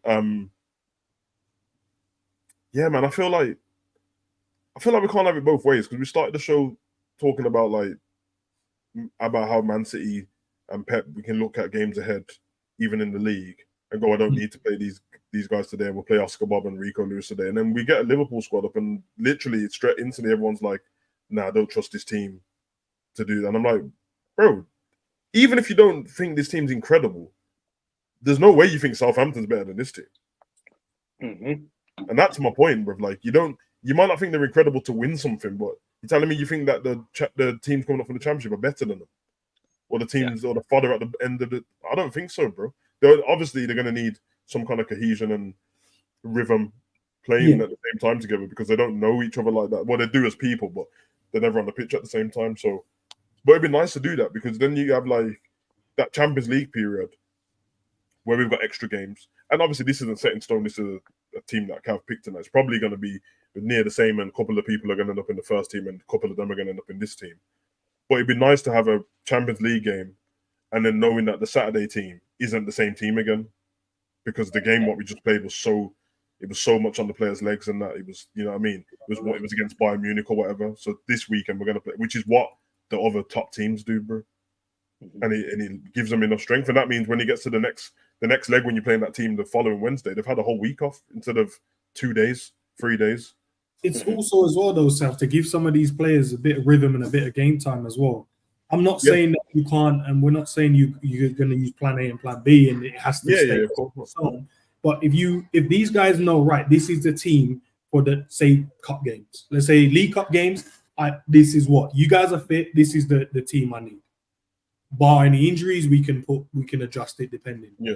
And then we go, right. So that means that league team, that's cold. And then these guys now have the ambition to go, if I perform here, I can then look at, all right, can I start on the weekend or do it? And then the guys on the weekend go, right, if I underperform, I can then move in. The manager's going to move me down here, because let's say, who can I pick out? Let's say Cody Gakpo. Cody Gakpo smashed it in the League Cup game, scored a hat-trick, blah, blah, blah. But performance-wise was immense.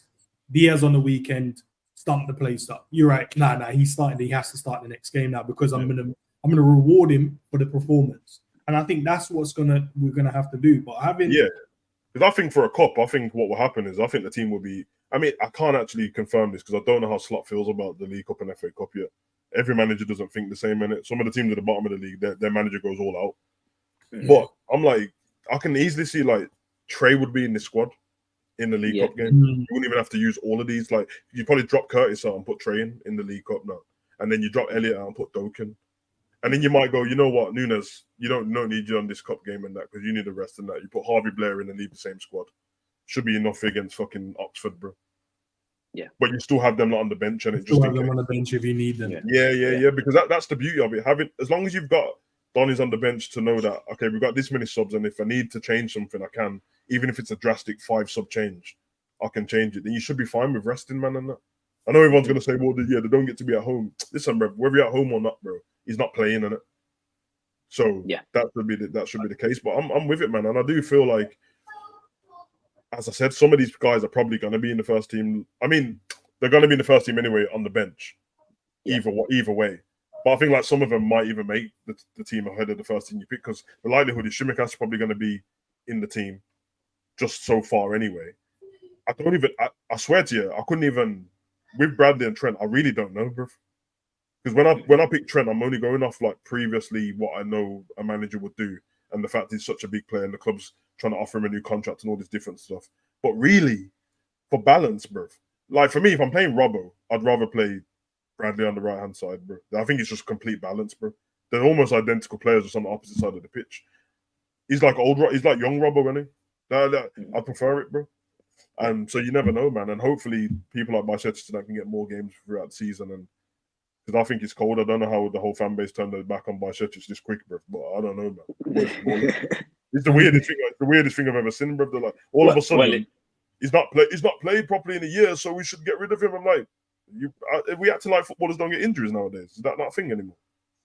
I mean, just to go back to your point though, Sab, where you said, is this team not better than beating some of the sides that are going to finish at the bottom of the table or towards it? Someone like Southampton. The thing that Southampton have is they look at their team and they look at what their strengths are and they tailor towards it. And I think I'll go back to what I said earlier. I'd like to think that if we're playing games every 3 days, let's say we need to put more of a rotated side out. Let's say it looks closer to this team that starts on a Saturday or a Sunday in the Premier League. What I'd like us to do better is recognise that, yes, we have an identity and there's, a way of playing if you play for Liverpool. And there's got to be a consistency in that. But also having a manager that recognises, I'm not playing Virgil today. I'm not playing Salah today. So let's just tweak one or two things, bearing in mind who we're playing against. And that's where I say game to game, tweaking these tactics or styles or selection to make sure that we beat the opposition in front of us and not just going, do you know what?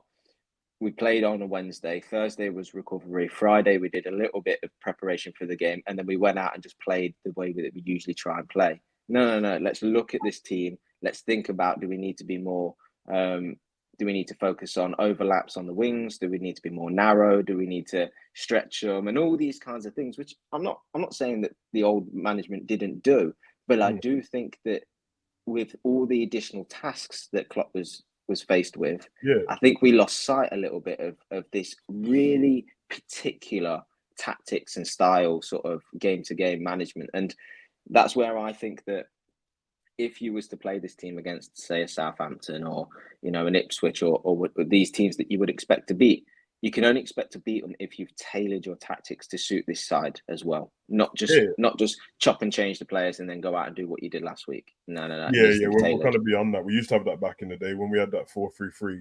Everyone knew it, even from the youth setup. It's changed now. Mm-hmm. So you are right. You don't want to try and plug and play and just get knocked out. Because what I mean is like, and obviously I don't even mean it in a disrespectful way when I mention Ipswich and all that stuff. They're still Prem teams. But I'm just saying, like, if you lined up both teams and this was just regular season with Liverpool and that, ain't no way man are picking Southampton players over Liverpool, even the fringe ones. So for people to have that same conversation, but when it comes down to a game, I don't want people to start doing that thing like they was doing with Klopp. It was like, oh, I can't believe they've not played this guy against it. I'm like, bro, 1 minute you're asking not to play him and rest, and then you don't want him to rest, bro. So yeah, exactly. Interesting. And like I said, I like this because there are some younger players, not on the fringe yet, but they are younger, exciting players out there. And like, yeah, if you can get some games, and obviously it's hard because the FA Cup and League Cup is the luck of the draw, really. Like you can lose in the third round of both competitions, it's over for you, bro. So them 14 games you thought you was going to play to get to the final, it's 2 now. And these lot can't just have 2 games all season. So then you know what I mean, you're trying to do that and rotate and stuff. But it's interesting, man.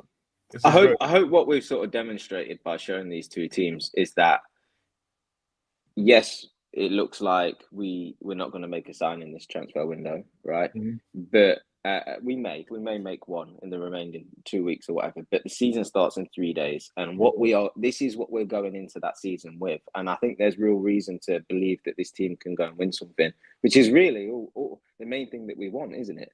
Of course, we want to see good football and players develop and our players become some of the best in the world. But we want to win games and we want to win trophies. And what So, and the reason that I was kind of feeling it last night off the back of Enzi's show is I just think there's been so much focus, as there usually is during a transfer window, so much focus of what we're not getting and forgetting about what we actually have.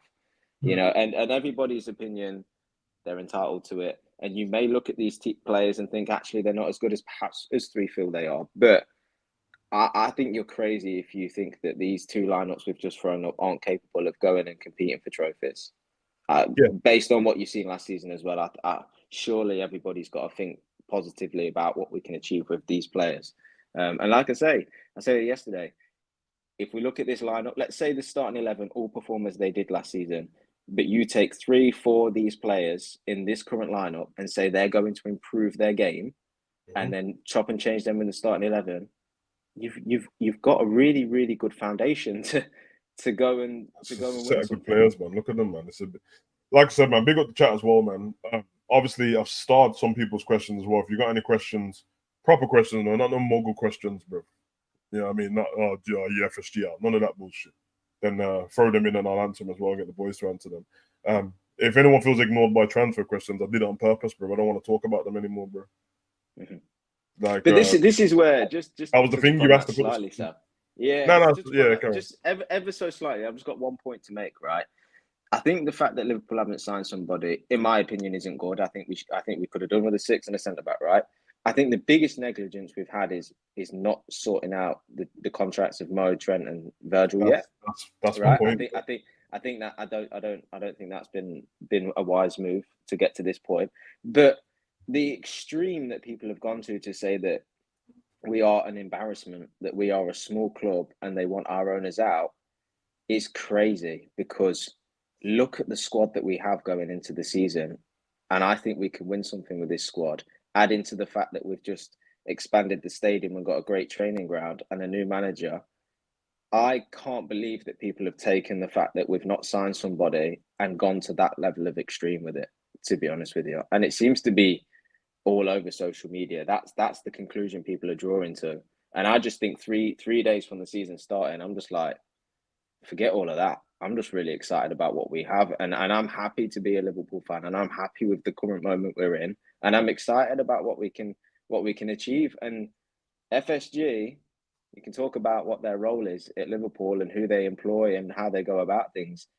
They own this club, and this is what they own. They own this opportunity that's been given to us to go and win something. So I'm not saying my opinion on FSG and all these kinds of things, but I just think the extremism that's happened over the past week or so is just completely that's what left it isolated. Out, you made a point talking about the reality of what we've got and that. So I thought, when we have the show today, what's the point of talking about transfers again? Everyone's been losing their mind all week over one person.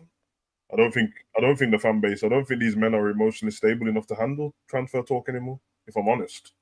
I don't think everyone's emotionally stable, bro. They're losing their mind, bro. Like, big up Alexander. Yeah, I say you're saying that. I listen, I'll be honest, bro. I'm not saying you're wrong, but I don't remember them saying we will make signings, bro. And I watched the press conferences.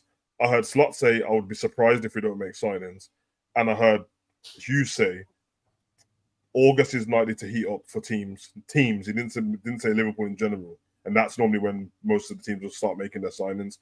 So I'm not holding them to anything, bro. I'm just on the team what we got. And I thought Cav made a great point by saying, listen, let's talk about the team that we've actually got. And this is the team we've actually got. I don't know if there's a point of keep talking about stuff that don't exist.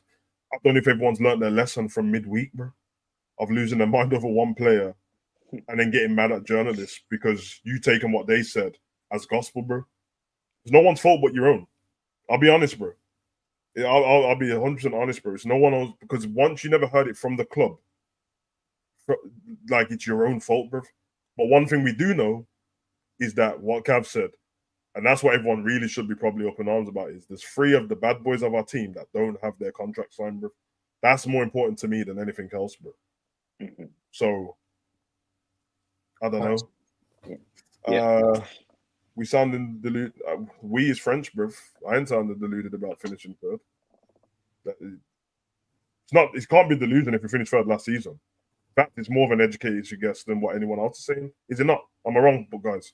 Nope. If the team's exactly the same, then it's a more educated guess that, why wouldn't I say that, bro? unless the team who finished fourth is way better than us now. Who finished fourth last season? Villa. Villa, yeah. I don't think Villa's better than us. But I'll get to everyone's questions anyway, and I'll throw them to the chat. Here we have a good team, but no excuses for not making signings and improving. I know they have the narrative it's hard to improve on. I hear what you're saying, Annie, but I'm saying, what's the point? We're just going to say the same thing every day. That's a general question. Is the fans just going to jump online and say the same thing every day, bro? Because no one's saying it to the club. Usually I'm writing in emails to the club and that. We're just jumping online saying the same thing every day. We all know there's no excuse.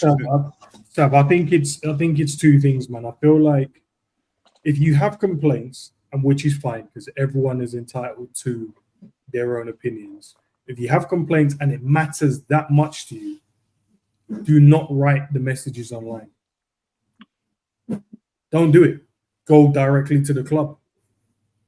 Or it's a waste of time, bro, or it's irrelevant. It makes no sense. You can't have an issue with something and then you just think, as long as I speak about it, it means it's going to be resolved. What we're saying is, go directly to the problem. Go to the problem. Inquiries that. That's what it is, man. Because what it is man, them are taking it the wrong way and stuff like that. And then all of a sudden, us three who try to have a good conversation, they end up being too positive. We weren't even overly positive. It's just that this is literally the team we've got. The only fact I know is this is the team we've actually got. The other fact I know is them three players ain't got a new contract yet. And the other fact I know is we finished third last season with a trophy, bro. And the only signing is Klopp. That's the difference. It's Klopp and Slot. That's more of an argument. If everyone's comment was more based on Slot, it would make more sense to me because I don't know. You know what I mean? But I'm just saying, like, and I'm not telling man what to do, bro. Honestly, I don't care. No, but I am. I am going to. No, but I'm saying I don't care because I've got the option, one, not to read the comment, two, not to bring it up at all. But I like the people I'm speaking to in the chat. But I'm just saying, the likelihood is anyone who's got that kind of comment now, someone's going to do a stream in the next hour and they're going to say the same comment again. And then at 6 o'clock, someone else is going to have a stream. They're going to have the same comment again. I'm like, bruv, it's falling on deaf ears because I can't affect the club, bruv. So I'm just trying to, you know what I mean? It's trying to make sure you get to, if you have any problems with the club, go directly to them. Instead of speaking to people and venting with people that has the same issue, come together as a unit and as a community and go like, boys, we're just speaking now for speaking's sake. Nothing is getting resolved. Can we go directly to source, to the problem, and let's go and get this sorted? I think that's the best way. That's the best advice I can give. Instead of you repeating yourself over and over and over again, and no one's actually listening. Yeah, and I do want to look at stuff from both sides when we're doing these kind of things because there isn't a side on the side of the club, is there? So you always have to do devil's advocate and go, okay, from this side. So when people say there's no excuse to not sign certain players, well, I don't know if there is because if it's based on the players that we tried to get, there's a reason for it. But as I keep saying, the fans' ambition or what the fans want isn't always the same as what the manager and the club want. Clearly not because from most people in the chat can't even decide on what centre mid they want. Mm. So if you're not even decisive on that, then you know what I mean. Carry on, Kev. But the two work hand in hand, Sav. Like if the owner's ambition is to build the club to a point where they can sell it, well, that's going to breed success anyway. You know, if the owners want to just finish fourth to continue to get £700 million worth of revenue or improve on it and continue to sign these new sponsorship deals, right? Well, that feeds into us being better anyway. Like nothing's changed. Success off the pitch breeds success on it, right? Yeah. Now, I think that maybe we could do with one or two more signings, but of course, like people talk about sort of no excuses. Well, I'll give you just thinking about from the sort of management side of Liverpool's point of view. Here's some excuses, right? Liverpool finished third last season with the same squad, minus two players that didn't play, right? Why can't they do that again this season? They feel they can. Players have improved or should have improved, right? And we should be able to finish third last season. The teams below us have improved. I don't feel they've improved enough to a point where they can overtake us. And the two ahead of us, Arsenal, done really well with injuries last season. I don't think they'll have the same. I think that they're going to have to rotate. I think bringing Calafiori in was a good move, but even taking Saliba or Gabriel out and putting Calafiori in is probably going to weaken them slightly. You know, they're going to have to manage that rotation better. Yeah. they're in the Champions League and the expectations risen on them and the pressure's risen on them this season. You look at Man City, only made one sign-in and their charges have been brought forward. So maybe that might tell you something, that perhaps they're reluctant to sign players at the moment until they get a decision, which will look likely to be around December time. Because if they get hit with a point deduction, they'll probably just think, okay, well, let's try and finish in the top four. We feel like this team's capable of finishing in the top four. What's the point in making signings this year? Let's wait until we've got over this issue, and then we'll go and make signings next season. Liverpool may be just looking at these things and just going, do you know what? We've brought a new manager in. We've got a squad that's finished third.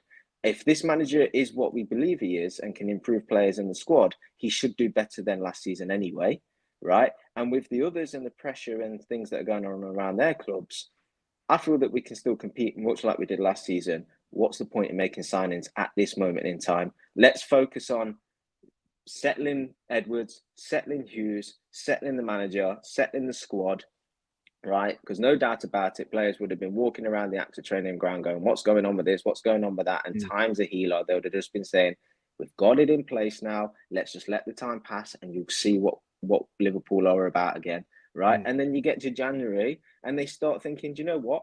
All of the dust is settled now. Let's start making some signings, or let's plan for the summer to make signings, and we kick on. You know, we can't just look. We have to take a step back and look at football as a whole and what's going on with other teams and stuff as well, because that's who you're competing against. You know, so this is what I say. I'd love Liverpool to make signings that makes me sit here and think we're better than Man City and that we're going to win the league. It's unrealistic, though, to be honest with you.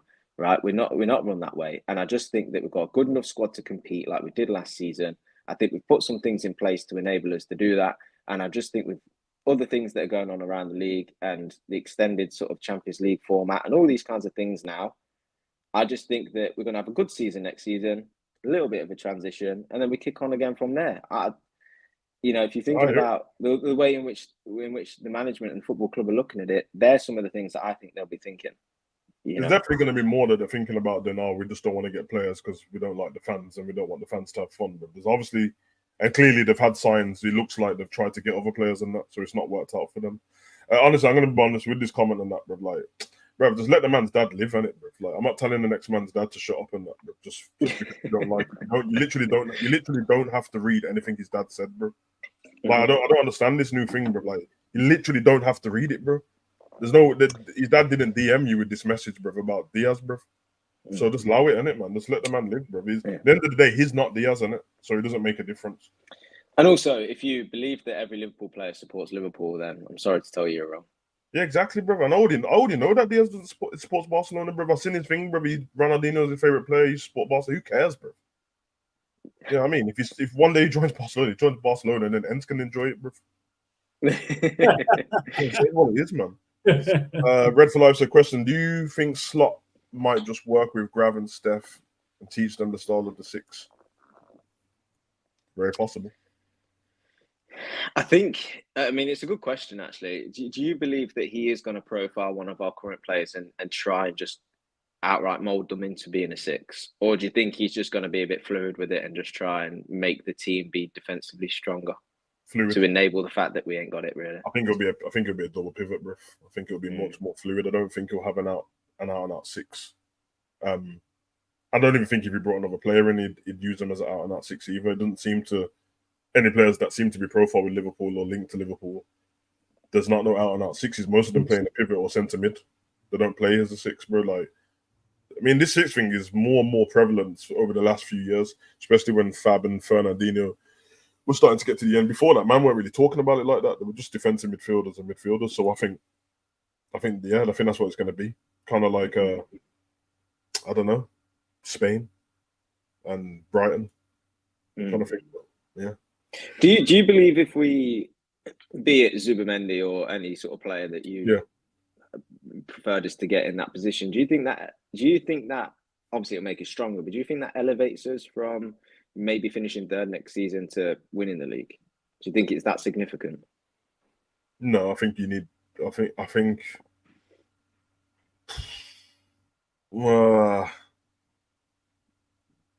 I don't know. You know, that's my honest answer. I don't know. I think the team we've got can challenge based on them challenging already. I don't feel like Arsenal can get better. I could be wrong. And I'm not dissing them because they were really good. I just think that they're already at their maximum until that's why we're going off what we're talking about today, because they haven't signed any more. Yeah, I think if Arsenal signed a striker, they look different. Yeah. But they haven't, so they're still the same team to me. Great defensively, good patterns of play, can get caught out. And I think Man City at the moment haven't got better, but their better is so good anyway that they're still, you know what I mean? But as you saw last season, Man City capitalized on Liverpool and Arsenal failing to do certain things. What we know as Liverpool fans is if you get City out of there early, then you've got a chance, bro. They only ever, like, every time they finished a point ahead of us, apart from when we had to claw back 14 points and end up finish 1 point behind and they had Villa last game of the season, all the other times, bro. Yeah, man, they've just kept the pace the whole time. The one time they didn't keep the pace and we knocked them out of the way is when we won the league, bro. And then we got to, I think when we played them, the 3-1 game, it was 11 points. By the time they got to that, you just knew it was over for them. That's why Guardiola's losing his mind. So, I don't know. K-Mac said, for me, City have weakened their team. Spurs have improved, but still need to get 20 points more. Arsenal haven't improved. The forwards, Villa still a project. That was a little statement. Okay, fair enough. Be okay, man. Question, let's say in January and we're 6 points behind whoever is in first, do you then get a ball-winning 8, a left winger so you can close the gap, or you keep the faith? I'll ask Kevin, but I don't think that would be the positions anyway. A ball-winning 8. They all win the ball already. I mean, serious on that. Like, that's, if anything, that's the one thing they're good at. Yeah. Well, I think left. Sorry, sir. No, I was thinking left winger as well. I don't know why the left winger. That's just a question because we've already got 2 of them. Unless it's because of output you're thinking of. But there ain't none out there. But carry on, you. Yeah. Well, the thing is, if you're in January and you're 6 points off the top, you're probably 6 points off City. Let's assume, right? Yeah. You've already played every team in the league already. Yeah. So you've already demonstrated that with this team, right, we're at the earliest point in Slot's tenure, he's able to compete. So, you'd understand why you would maybe want to keep the faith. If you're going to make a signing, it's because of what you've learned over the previous 5 months. Yeah, I was going to say that. Not what we know now. So I was going to say that. And I can't predict what he would have learned because that means he would have got through the Christmas period and still been only 6 points behind the top, which is pretty good. Yeah. So, depending on what it was, what you saw the problem was, or maybe the likelihood is probably going to be draws on it, because otherwise it was 2 losses. So, and then injuries, and then you're trying to think of like what position in the squad can you not afford for someone to get injured in, and you need to replace straight away. Yeah. That's why I don't know why he said left wing, because surely it'd probably be right wing because Salah's on his own. But what about you, Enz? What do you think? Sorry, I missed the question. Is this the question? The question I said we're in Jan. Yeah. Well, Shireen, then just another point, Sal. 6 points contract situation. If come January, you will know what's happening with Mo Salah, Trent, and Virgil. Yes. And so you will be, or you'd like to think they'll be planning for whatever the outcome is of that. That'd be awkward as shit, wouldn't it? Being like January, we're 6 points behind City. All them 3 players haven't signed the contract, which means at that point they're allowed to talk to other teams. But we're doing so good in the league that we can't sell them in January because you need them. So then it's like you're all 3 of you are going for free at the end of the season. Let's hope that we can just give you a good send off with the league, bro. You're screwed. We can still offer them a contract in the next summer anyway, and it doesn't mean bro, I don't know. If you're 6 points behind, I think it all depends on what's happening in the season. Are we 6 points behind because we're missing chances, or are we 6 points behind because we're conceding too many goals? Do you know what I mean? So I think you could either or, bro. You could go out there and get defensive midfield if it's too many goals. We're conceding, or vice versa. If we're not scoring, then you could go out there and try and get an attacker that could potentially help us with the rest of the season. So that would be my answer, to be fair. Yeah. Let's say we play good football, you see progress, but we don't challenge for the Prem. Would you still be happy with the season? I mean, there's a lot of context to being happy with the season. If there's good football and you don't challenge, well, then that's probably mean there's probably something that you've identified in the team. But that can't happen though, can it, Sav? Because we challenge with 5 games to go. So if we see in progress, that's progression on being in a title race with 5 games to go. So progression, what's that? 3 games to go, 2 games to go. Yeah, that's a title challenge. He is a title challenge. Yeah, he is a title challenge. And on top of that as well, he's not mentioned anything about trophy runs and that. And I feel like whether it was Slot or a different manager, Liverpool seems good enough to be in the shout for one of these trophies, bro. I don't need to go to the point of winning it. Obviously, that's what I want to do, but you should be at least getting to the finals. Whatever happened to the final, whatever in it, but you should be at least getting to the finals of those competitions. What is Slot and Hughes' ambition for Liverpool this season? I think most of the fans and the club have different aspirations. Used to probably take this guy. This is what I mention all the time. I don't know. Based on obviously a couple of the players have said they want the league, or one in particular said we're going for the Premier League. Mr. Soboslai. Don't know with the manager. I think it depends on what type of signings we make. I think if we do go out there and say we did get Zubimendi, I think most people would say we're going to challenge, because we can't get a player like that and say, no, we just want to try and get top 4. It wouldn't make no sense. We'd have to be trying to win the Premier League. Yeah, the fans' aspirations and the managers will always be different. It's a new manager. Does he have faith in this squad in terms of like what he's seen to go and challenge? He probably thinks that. I wouldn't knock him and not think he wouldn't think that, but I think this year would be making sure we're in a position where we can go the following year to go and win the title. Yeah, I don't know myself. I think he's. I don't really want to bring up Hughes because whatever, and he's not doing what's on the pitch. I think Slot's ambition is to win the league, bro. I think it is. They didn't ask too many good questions, to be honest, because this should have been a question they asked him properly. And remember what we were saying about this, man? The manager, we were saying you want the journalist to ask better question. That's what my problem is. But I swear I wrote down notes when he was speaking. And I mean, he mentioned the points, and he said he wanted to get more than a certain amount of points in that. And those points were the points what like Arsenal and that was on. So I'm guessing from that I can only take, well, you're trying to win the league then, innit? Surely you're not trying to get 90 points and not win the league. Yeah, that's crazy. That's silly, bro. Like, what are you aiming for a certain amount of points for? But and I think listen, I don't even like, I don't know this Hughes guy, I don't really care about him, but my assumption is that his ambition is to win the league as well, because top 4, I think that's our thing anyway. I don't think FSG employ people to get top 4 but don't win the league. That doesn't make sense to me. Maybe it's not their sole focus, but I don't think you get top 4, but make sure once you get top 4, don't try and get that number first. Don't get to the first spot. I don't know, man. Yeah, and it doesn't work like that either. You're dealing with people. If you go in and tell if FSG employ Edwards and Hughes and Slot and say to them, look, top 4's okay, you wouldn't tell that to them even if that was true. You'd say to them, look, we want you to win this league, so that they put everything into winning it, and then finishing 4th, they'd be happy. Yes, I agree. I agree, man. I think them kind of aspirations are for like Newcastle and that early doors. So I don't think that's a Liverpool ambition. But Alexander, we see Trent playing midfield in some games? I don't want to see it at all, bro. But I don't know about used to. Right, no, just play right back, man. Yeah, same. Play right. I'd love to see it though. Yeah, we ain't gonna see it. It's just play right. I think it worked for a period of time where our midfield was really lacking when Hendo and Fab's legs sort of fell off. I just think that we kind of ran too far with that kind of experiment, and I just think let's go back, simplify. We've got good midfielders now we can trust. He was the best right back in the world, and he was up there in the assist charts. Let's just get back to that. Yeah, I'm with you. I'm with you both on that. To the panel, big up Bajan. If you're waiting to sign an extension, isn't the signing of new players something that will sway you or help you make your decision as you see the team are moving forward and win? It's possible.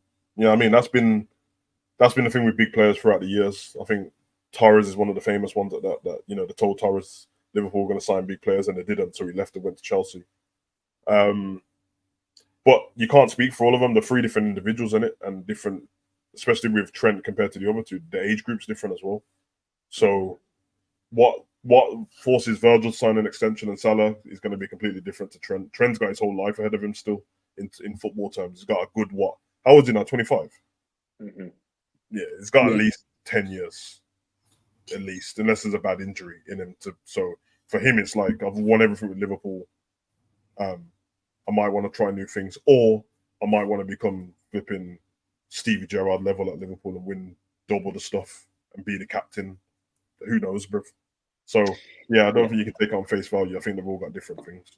I think it's one of many aspects they'll be considering. I think for the likes of Trent, I think he'll be looking at, yes, I've won everything at Liverpool.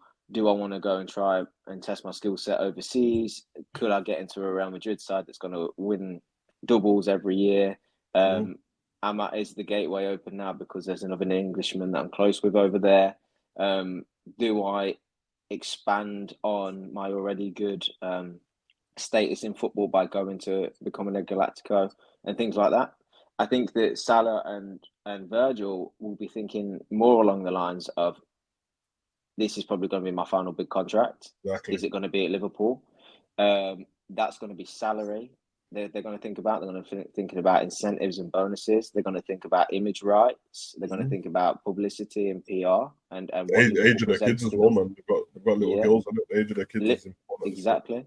They're going to look at Liverpool signing a deal with Adidas and thinking, okay, how much does that affect me? Do I now think about changing my allegiance to Adidas or another to get more money in?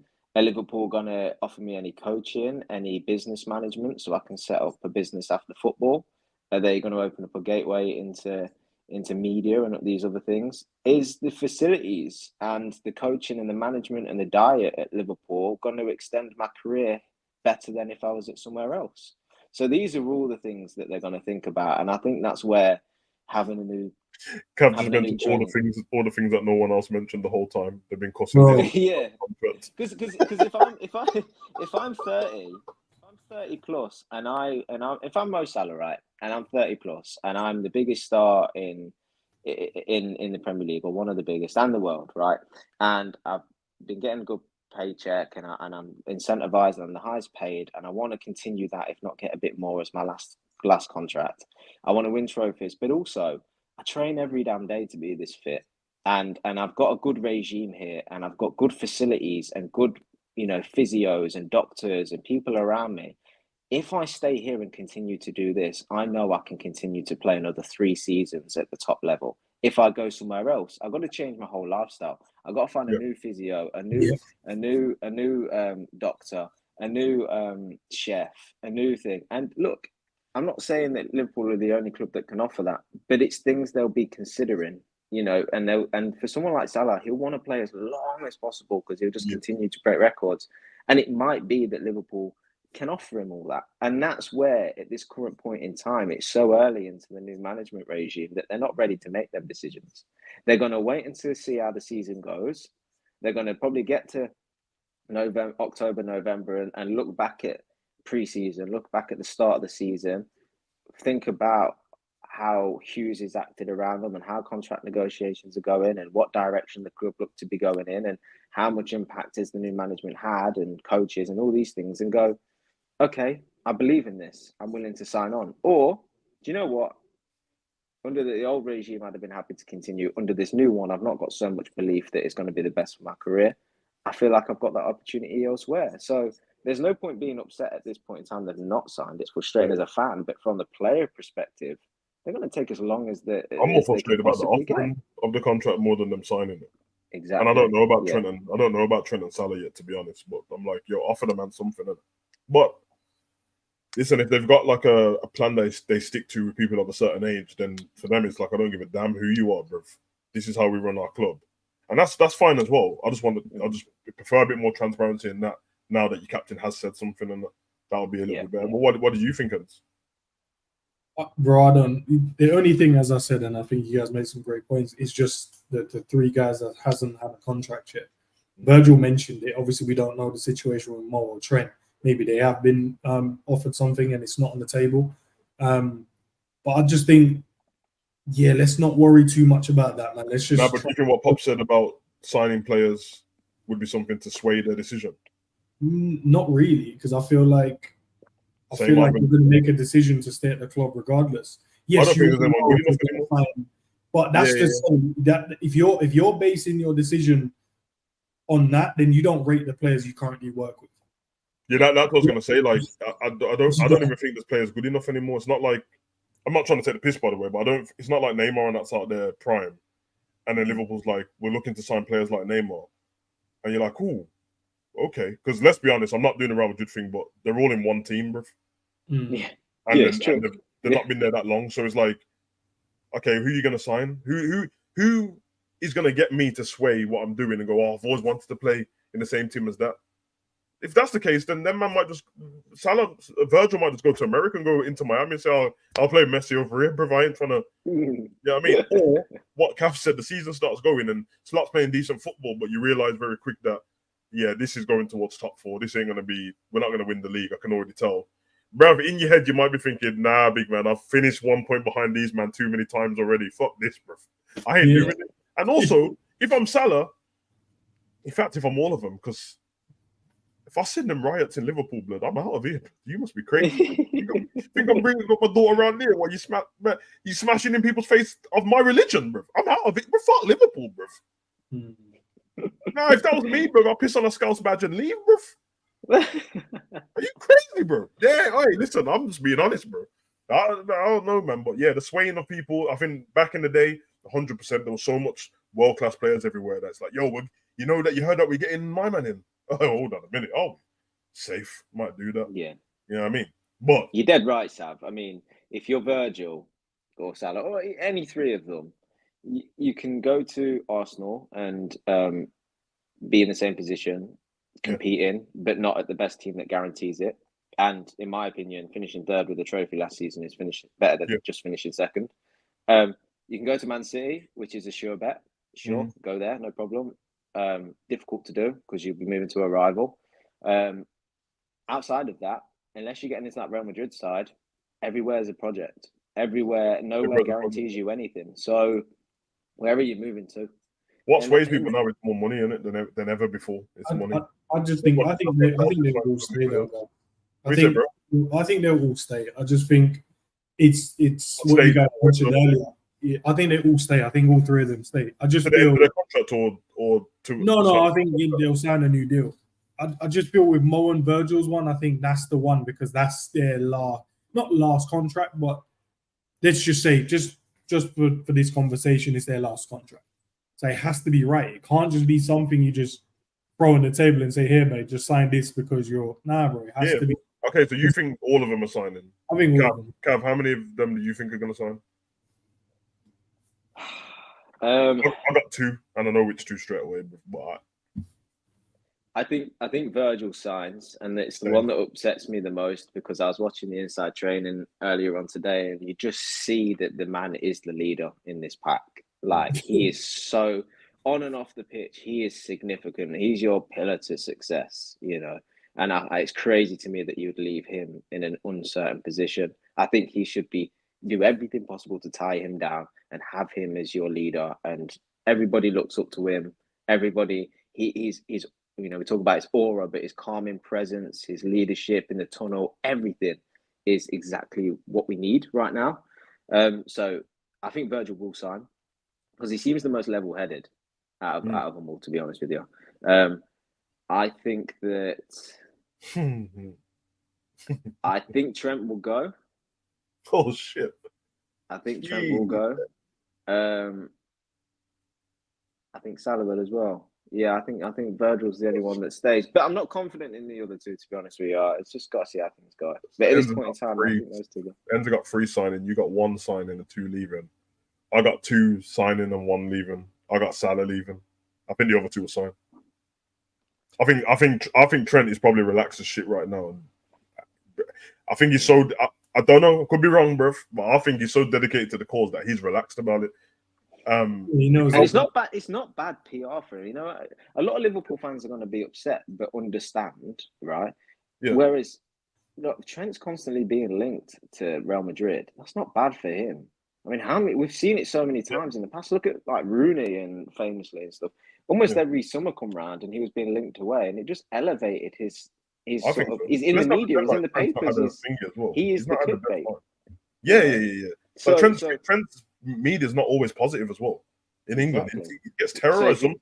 If he's linked to Real Madrid, linked to Real Madrid, subconsciously in everybody's mind, Trent is a Real Madrid level of player.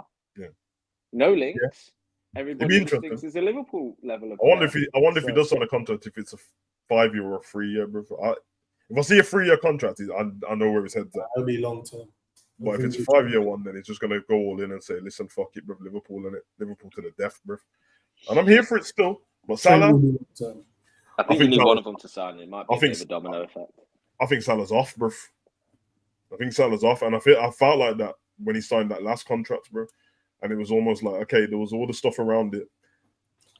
Do you know the only reason why I don't believe that, Sav? I feel like it was just about the money for him, in terms of he needed to feel valued in the club. And what about now, though? He was already the highest paid. No, but I feel like he's in a position now where he's comfortable, bro. Like he doesn't have to go and do anything more now. What does he need to go? You think he'll sign a new contract and keep the same money? 300 or something ain't a joke. Maybe he'll put something more from the other side of it. Maybe from your image rights or something, or get more money. They'll pay him that way. But that'll be interesting still. Because if I'm signing my last contract, bro, you pay me extra money, bro. Nah. Here's the follow-on question then. If you think Salah goes, where do you think he goes? Couldn't tell you, kid. Couldn't tell you, bro. I really don't know. PSG.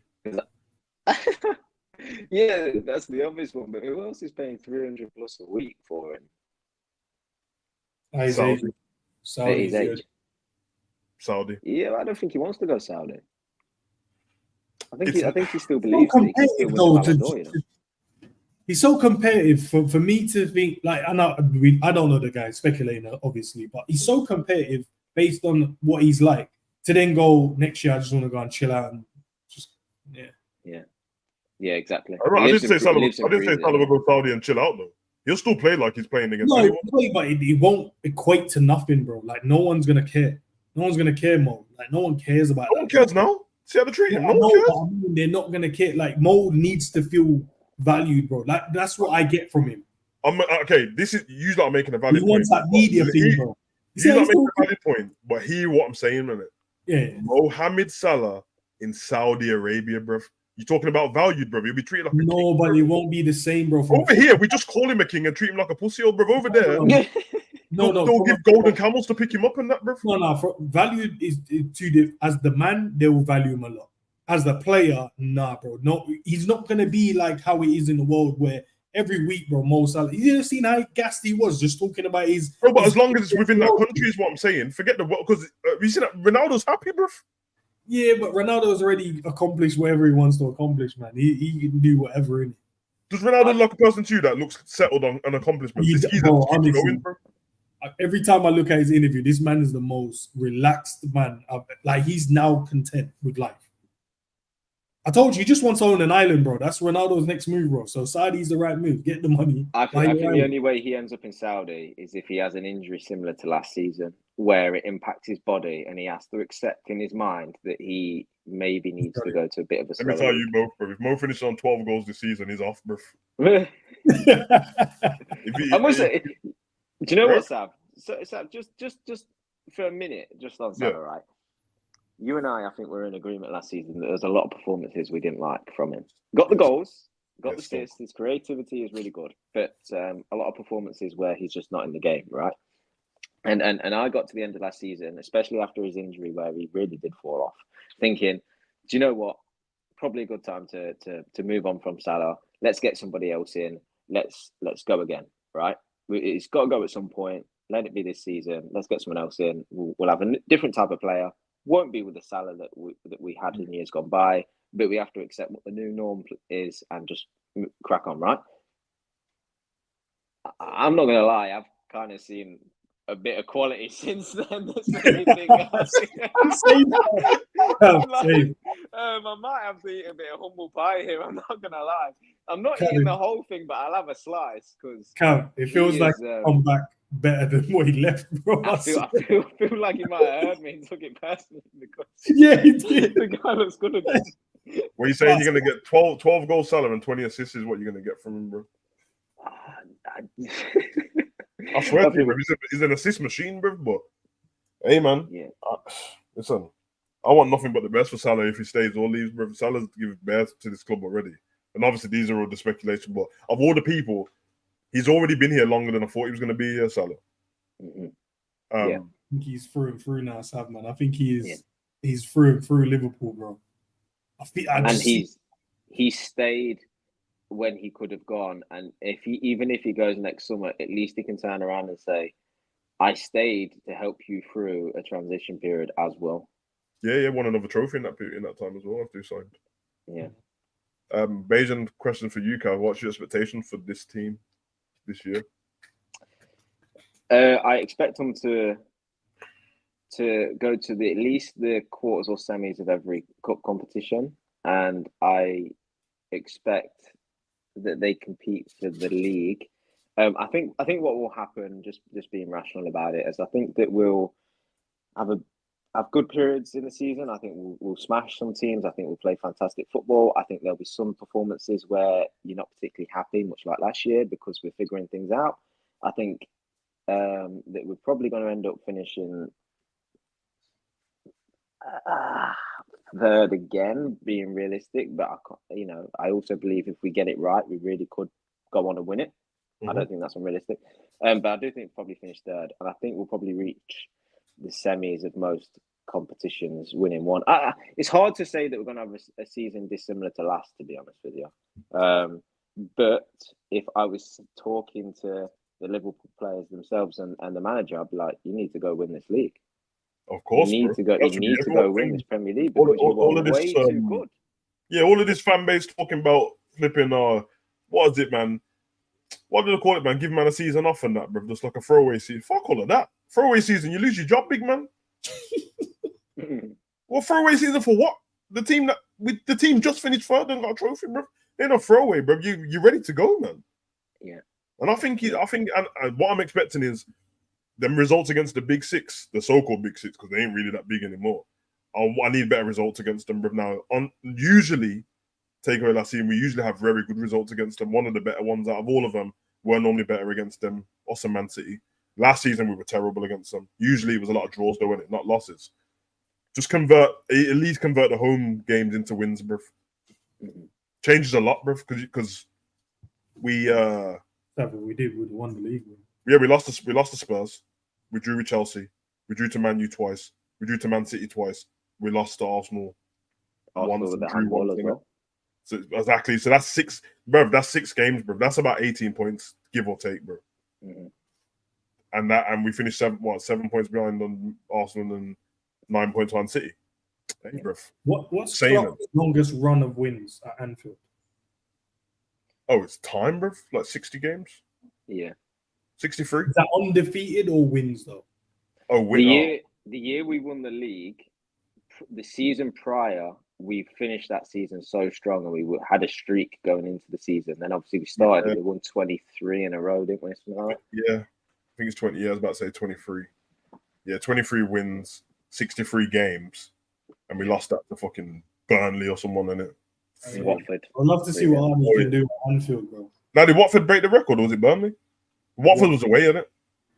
No, but Watford stopped our unbeaten run. No. I'm saying the 63 wasn't. I'm on about the. It was Burnley that beat us 1-0. Anfield, yeah. That was the Ashley Barnes penalty, innit? Yeah. That wasn't a penalty. Jesus. And then we lost the thing. We lost 6 games back to back. Once we lost the first game, Jesus Christ. We lost to Everton where that handbag got a penalty. Remember, ran into the back of Trent's head while he was on the floor. Yeah, kneed him in the head and got a penalty. I couldn't believe the referee went and checked it as well. That was Ancelotti's Everton as well, isn't it? You know that's Ancelotti's biggest thing he's done in the Prem for Everton, bro. Just beat Liverpool and leave, bro. And then we lost the thingy. Ralph Ragnick's flipping, not Ralph Ragnick. Hassan Hootel, bro. Southampton. Remember he won and he was crying. Yeah, bro. And when that thingy as well. When it Danny Ings against us.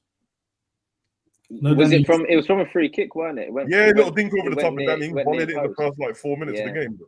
Yeah, near post. Everyone blamed Trent for not jumping in his single. Yeah, everyone Hey, man, sorry, I'll tell you one thing, bro. You don't ever want to. No one's made it yet. You don't want to see a Trent back post compilation, bro. No, they're terrible. Here's one for you, Sal. Go on then. Just quickly. No, it's cool. we've just rattled off a few games where we've basically just said this is the Premier League, isn't it? This is the Premier League. You come up against Everton, you know, you're playing away. They're just going to throw it up top if Calvert-Lewin's fit, and it's just going to revel in just trying to score headers, right? You're going to come up against teams that sit back and all these kind of things that go on in the Premier League, right? Do you think Slot is wise to all of these things? Because it irked the hell out of Klopp, didn't it? Yeah, he better be wise to it, bro. Because this is the thing. Coming and playing nice football and setting up well is all well and good, but as soon as you realise that, oh shit, this team really don't want to win, they just want to wind us up. Yeah, then it's going to test your mentality. You don't want that. Oh, bro, winter times, bro. When we're playing like 2 games every day and every 2 days. Oh, bro, that shit's horrible. When you got to get games on Amazon Prime and that, bro, that period is horrible, bro. We done all right last season. We didn't lose a game in that period. We drew 1 and then won the rest of it. You don't, bro. Yeah, you're right, man. I never even thought about that stuff. That fucking so frustrating, bro. I just said, do you guys think Ryan and Mac are doing a great job in the pivot? What you have? What? Oh, if Ryan and Mac are doing a great job in the pivot, but you have Curtis and Elliot also playing well, do you rotate them, keep the momentum? Well, I wouldn't use Elliot in the pivot at all. Never. That's a recipe for disaster, blood. Yeah. Maybe Wataru and Curtis, then man, but not. Wataru and Curtis, maybe. Yeah, Wataru and Curtis. Leave Elliot. Yeah, leave Elliot away from that, bro. Yeah. Do you know my hope? My hope is for the season is that Endo or Bisetic play so well that they cement themselves in as the 6. I would like that. One, obviously, because they're more defensive-minded players, but also I'm still of the belief that McAllister should be playing as an 8 further forward, because I think from the 6th position he tries to play them risky line-breaking passes, which I like, but at times it's caught out. But actually, I think he's one of the few players that has a coolness and calmness in and around the 18-yard box.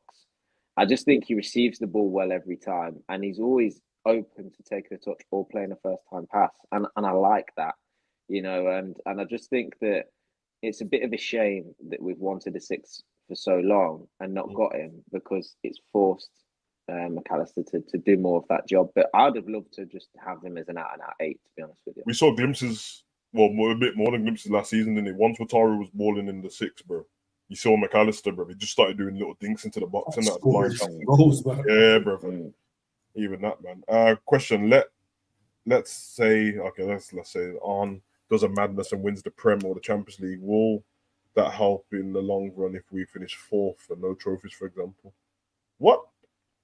Man won the Champions League and Prem. Don't try to talk to him about anything, bro. Yeah. We won 1 Premier League. We can't. If he wins the Prem and then finishes the 4th next season, I ain't trying to hear about him. Just let him live, bro.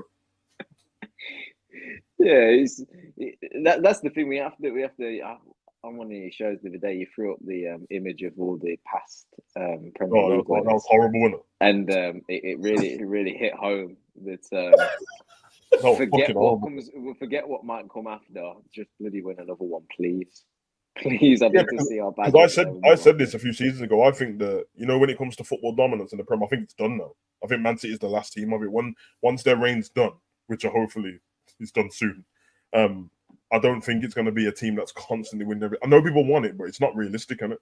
Clearly, from that thing what Ends brought up, it's only Man U and Man City. And we had that period of Chelsea as well. No one else really does it like that. So I think it might be like, oh, this team won 2 back-to-back, then they fell off the next season and finished 4th, and another team won. Hey, man, it's more entertaining, I guess, bro. But, yeah, it's one of those, bro. Rumors are true. Mo wants a 3-year deal, but LFC want to give him 1. Would you give Mo what he wants or start looking for his replacement? Probably what's already going on, to be honest. I mean, they should be looking for Mo's replacement now, bro. While he's there. That's really what should have happened, because there's no gap between Doak and Salah. Salah's like in his 30s and Doak's 18. There should be someone around the 25 mark that's a ready replacement. Can't replace what he does, because that's just, you know what I mean, it's Mo in it, but should somebody be there already? But I don't know, man. I'm not the businessman in it. I'm not. If you look at the financial side of things, it looks like Liverpool are in a healthy position, paying the high wages that they do. That it looks like from a lot of the youngsters going that Liverpool are going to start trimming their squad back, and I'd expect sort of around Christmas time going into next season, a lot more players, not the ones we've discussed, are going to sign new contracts. With all that in mind, so I think that we're in a place to offer him the contracts in terms of finances.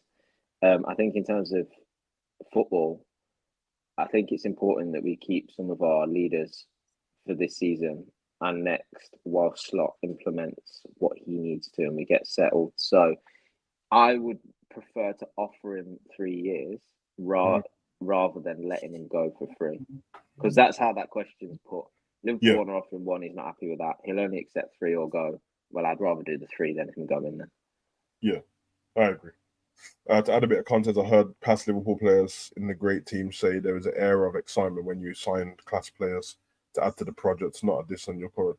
I mean, you're right, but the thing is with them past players you're talking about, weren't they winning everything constantly? So, you know, they're keeping it fresh. Keeping fresh, we might win another trophy, bro. These lot ain't really. Put it this way, I think some people have made it overboard in that. When I looked at the Zubimendi signing, I was happy to get him because I think he's cold, bro. I didn't ever say he was world class or anything like that. There's a difference. So when you sign them, I don't think like someone like Virgil sees Zubimendi and goes, "Oh, that's one of the reasons to stay." If he's one of the other bad boys, though, it's a little bit different. But yeah, I don't think it's. I think it's difficult. Each player, let's not call them player. They're men. Each man's going to think differently, aren't they? So some are really going to be level-headed and see what's going on around them and be more comfortable with it. And others are just going to have this real urgency to win here and now, and feel like it's not going to be at Liverpool somewhere else. You just don't know. I mean, signing a new player is going to help. It can only be a positive because it's something new. It's exciting. Well, unless it's shit. Yeah, exactly. Unless it's coming to take your position. Yeah, unless you're trying to sign me a centre-back partner who's terrible, bro. Yeah, exactly. So it's hard to say. It is hard to say, but I don't think we should make so much of it. To be honest with you, this is a mad question. We got Michael, bro. Man said, if a man is alone and he says something but there's no woman around to hear it, is he still wrong? So I mean, the problem is, Michael, it depends what question it is, isn't it? Because there might be a question that a woman would find offensive, but men might be offended by it too and be like, yo, that's a bit mad still. But if you're talking about like locker room talk with the boys, if there's no women around, fuck them, bro. Say what you want. No, look, if you choose to eavesdrop on the conversation and hear that, then that's different, bro. Carry on, Kev. If anybody hears the conversations I have with myself, I'll be locked up, let alone being wrong. That's what I'm saying, bro. Because you always get them celebrities and that where people do the they'll trick them into like recording them and stuff. I'm like, I don't know, man. Where was he saying this, bro? Because if it was with the man, then like, I mean, it's like if somebody. I hope none of you are doing it, by the way. Sneaky recording the back office chat and that, bro. If that comes out of line, bro. Oh, Enz woke up then, didn't he? No, we know Enz has done it because one time we were chatting and that little live symbol that little red. I remember that, bro. He said, "No, this is good. This is good content." I said, "No, I didn't sign anything. I didn't consent to this." It's good content, man. I'm on the thingy, man. I'm just like, yo, man, lads chat, and it, bro. Like the reason why it's lads chat is because there ain't no women around in it. So don't try to penalize me for something that you weren't here for. That's why women should never go into their man's phone and that. Don't go into WhatsApp group because it ain't for your eyes, man. Because everything is out of context when a woman looks at your phone, bro. So everything's out of context, bro. You're gonna see some titties in the WhatsApp group. Like I sent it. I didn't send it. I didn't send it, bro. Hey, look, if you ain't got a group of friends where you feel comfortable saying it and everything, then it should probably be one of your missions to find it. And don't get me wrong. Don't get me wrong. Sometimes you find them groups and then you have one person trying to break a stray. They become Hollywood and you just got to rein them back in. But that happens as well. That's very true. That does happen. Oh, you saw it on Facebook. I thought you was you know what I mean? Sound like he's asking for yourself still, Mike. I hear it, man. You always get that one friend, we call him Hollywood, where he's seeing the light and he's thinking, maybe this isn't right. We talk about this stuff, and then he starts, next thing you know, next podcast, he's like, okay, let's quickly move on. You're like, no. Come back.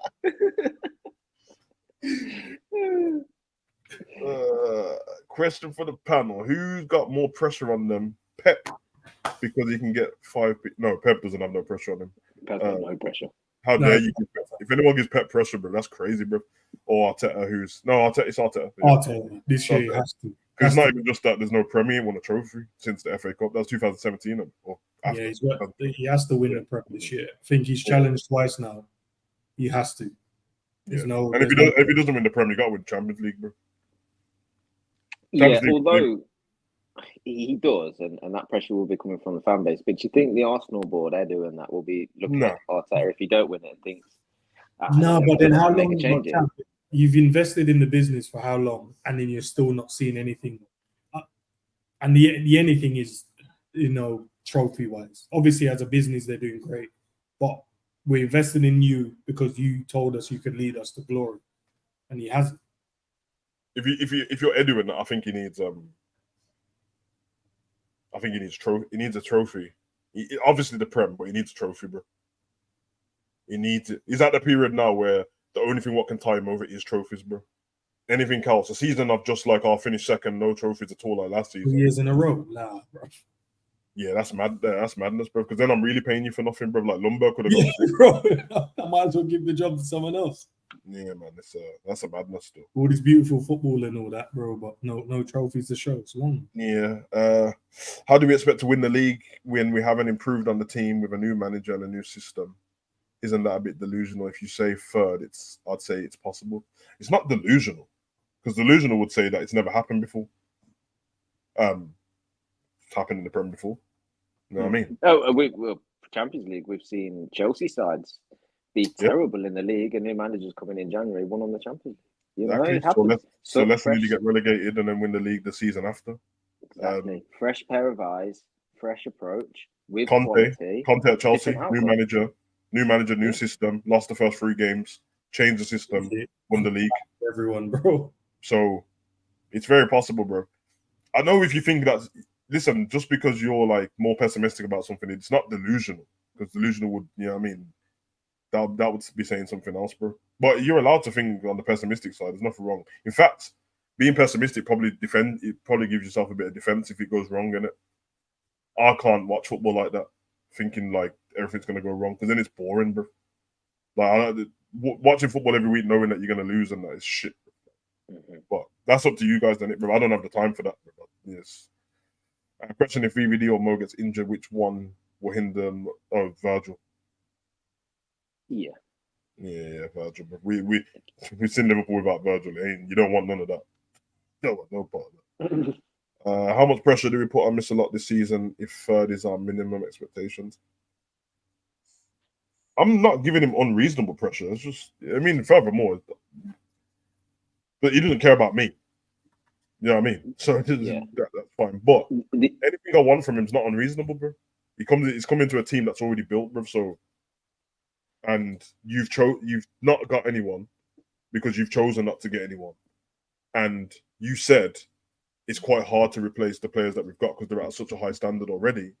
So now that's all on you, bro. That's all on you, and because you said to me, you told us that in the press conference that you and Hughes are working together in tandem when it comes to transfers and that. You decided not to get anyone, so if you fail, that's the pressure on it. Yeah, what I don't want to see next season from Slot though is, I kind of asked you the question, Sav, but he comes in naive, thinking this squad is great, I can implement my style. Pre-season's gone well, which it has. Starts the season and he realizes, Premier League is different, isn't it? Mm-hmm. And then he starts to buy into the whole poor refereeing and stuff. I want him to just be above all of that. Yeah, I want him to accept that, yes, refereeing in this country is terrible. It's going to be unjust. There are teams out there that just love getting results against Liverpool because it's Liverpool. they're happy with draws. They'll sit back. You can't let that stuff affect your decision making. You're natural to be annoyed by it, but make sure that you still remain level-headed enough to make the right decisions for the game. And I think that's going to be an important thing for him, because we've seen that his style is good. It's a Liverpool way of playing. We've seen that in the past, that he improves players, and we hope that can happen here. I just hope that all that being said, I think he adapts to this league well. Yeah, I hope so. Scrap said, could we not transition Salah into a striker because he's so frustrated in the build-up? Like when we seen last season, give the ball away all game, masking with goals and assists. I'll be honest with, like, I don't know for sure, but I don't think Salah can play up front. But no, I already got 2 strikers. I'm good. Yeah, I don't think Salah can play up front, bro. I've seen him try that with Egypt, bro. He's terrible. So, what's you guys most excited to see in the Prem? Not only Liverpool fan base. Wasn't one I'm excited to see the most in the Prem. I'm excited to see how Villa goes. And West Ham, to be fair. I just think they've strengthened. They're playing each other on the opening weekend as well. Yeah, I'm excited to see that. And just on that point, actually, I'm happy that these other teams have strengthened, because we've said for years that we need other teams that are going to take points off City. Because if City go and do another 90-point season, the level is just too high. We need teams to beat these, to be capable of beating City. And of course, it means they're capable of beating us as well. But we need to bring this bar down. We need to bring this 90-point season down back to mid-80s, and then we've probably got a better chance of competing, to be honest. That's a good point. And also, I want teams like West Ham, like Brighton, like Villa, like Spurs to get stronger, so they have a go at us. Yeah, because we know if they sit back, we struggle. Whereas if they sit back against Man City are more likely to break them down, because they've shown it. So I want these teams to be so confident in their signings and their team that they come out and attack, because I think we'll stand a better chance against them there. I agree with that. I'm just excited to see Liverpool and the other teams, man. I want to see what Brighton do, because I've seen them in pre-season and look all right.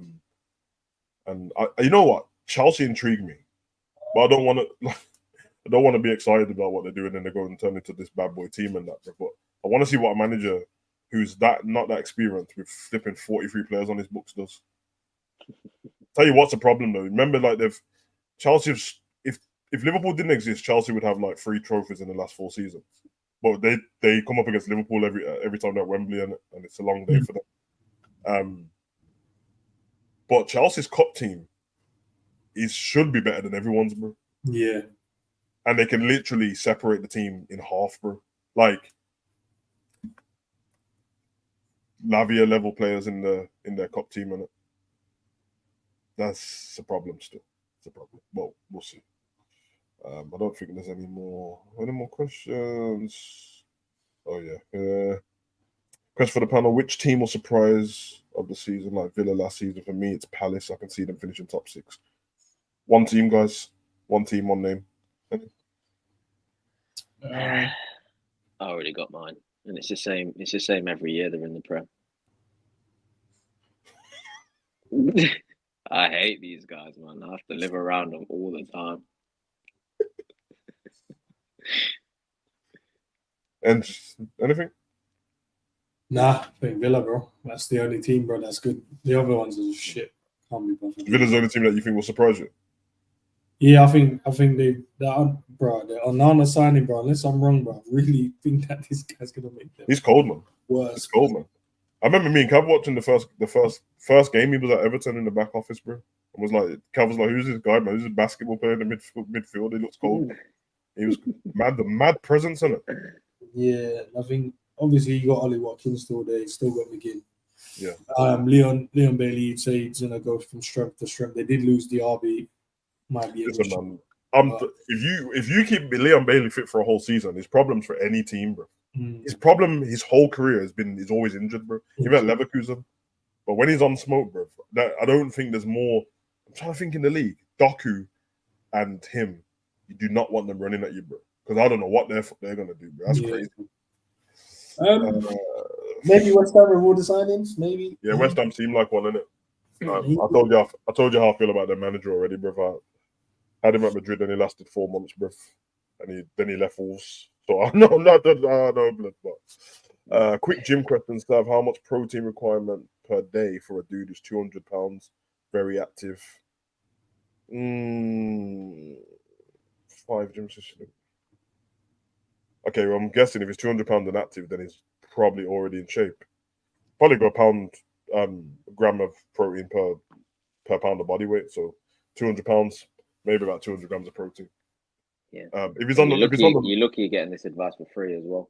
Yeah, so, yeah. If that's the thing, if it's at the lower end and you don't want to consume that much protein, because that's just to be safe. If it's at the lower end, then about 0.5. Just find out your thingy, innit? Find out your lean body mass, because that's what a lot of people do, especially fat people, bro. They I'm not even trying to take the piss as well, because what happens is people take the advice what people use for people in shape.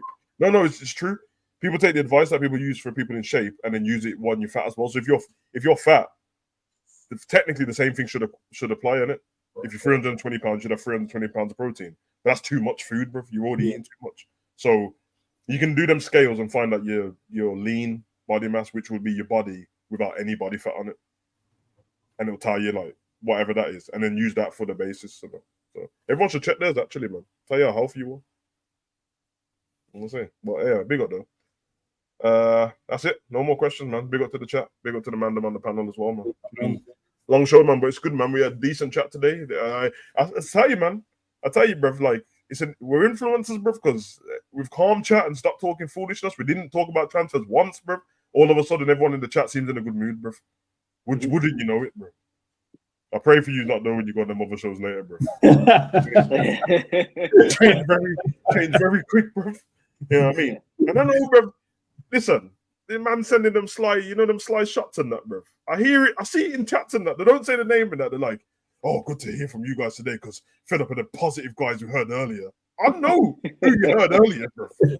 I know, bruv. You think I don't? Yeah, man. Yeah. Hey, look, if I had the time and interest, I'd argue with all these people all day long. But unfortunately, I've got better things to be doing. Yeah. Question, Savvy. Let's say you work out both. Oh, okay, it's turned into one of them chats, but I see it, bro. Honestly, man. Those have heavy meals in the night. How do you mentally and physically change that? Work out both. Listen, I don't know if you're speaking English or I'm reading this song. Question, Savvy. Let's say you work out both. You are. Nah. This is retarded. Question, Savvy. you work out both. Fix this question, bro. Fix this question, bro. Honestly, fix this question, bro. Yeah, forget the gym. Just go back to school, bro. You need to be able to read them bloody nutrition advice on the bottles before you start consuming. I can't you lot, man. Nah, man, I don't know, man. But let me know, man. As the man knows have the question, then let me know, man, and I'll put a stream together on my other channel and that. Steve Football over here, you know what I'm saying? No, but Sam, every time you don't want to turn up. Yeah, what you say, Kev? No one else ends. Oh, Sav, what should I do here? Sav, what should I do there? Ends is right there. You can see what the guy looks like. You're not going to take advice from him.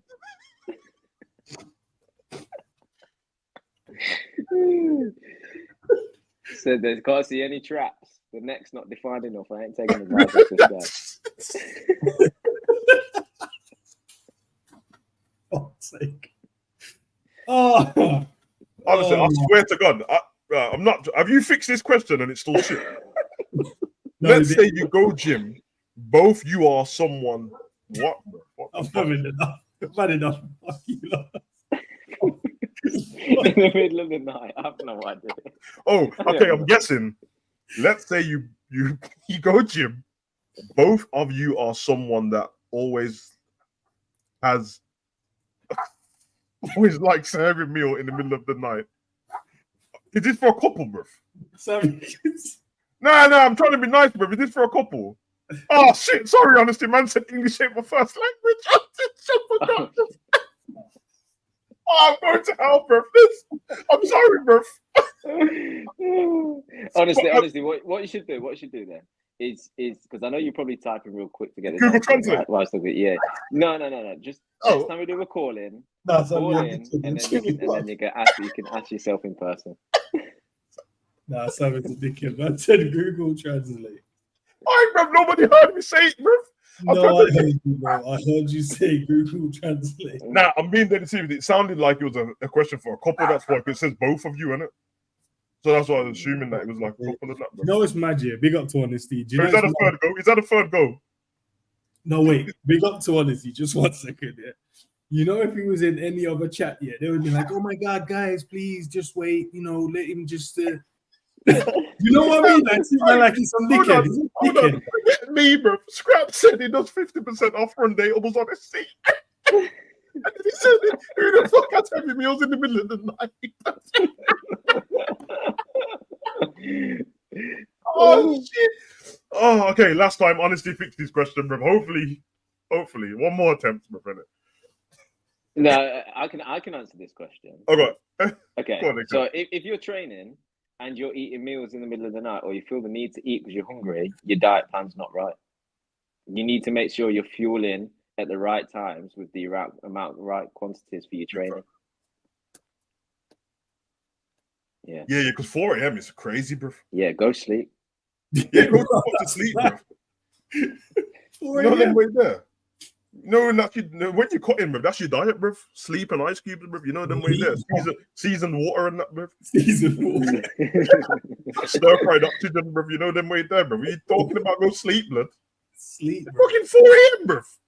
That's not the middle of the night. That's the morning, bro. It's time to go gym. That's mad, bro. Yeah. Who's up cooking at that time, bro? Now, to be fair though, if you got a problem with like meal timings and that, just because you feel in a certain way, just fast on it and change it. The meal timing thing is normally a problem for people who eat like 4 meals a day and stuff like that, because then it's like you've constantly got food in your system. But you can just move your meals, because remember, there's people who do night shift. That 4 a.m. is their normal. That's their normal thingy pattern in it. So, but yeah, man, big up. And also as well, you need to. It's trial and error, because everybody is different when it comes to training. Like, I'm not good training in the morning. I don't know why. And also, I'm not good training when I've just eaten.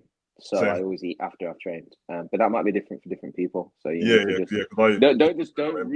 don't read what people say or what you read online and take it as literal. You've got to use that information, tailor it towards yourself. Yeah, Cal's right, man. And just when you're tailoring towards yourself, track what you're doing for a bit.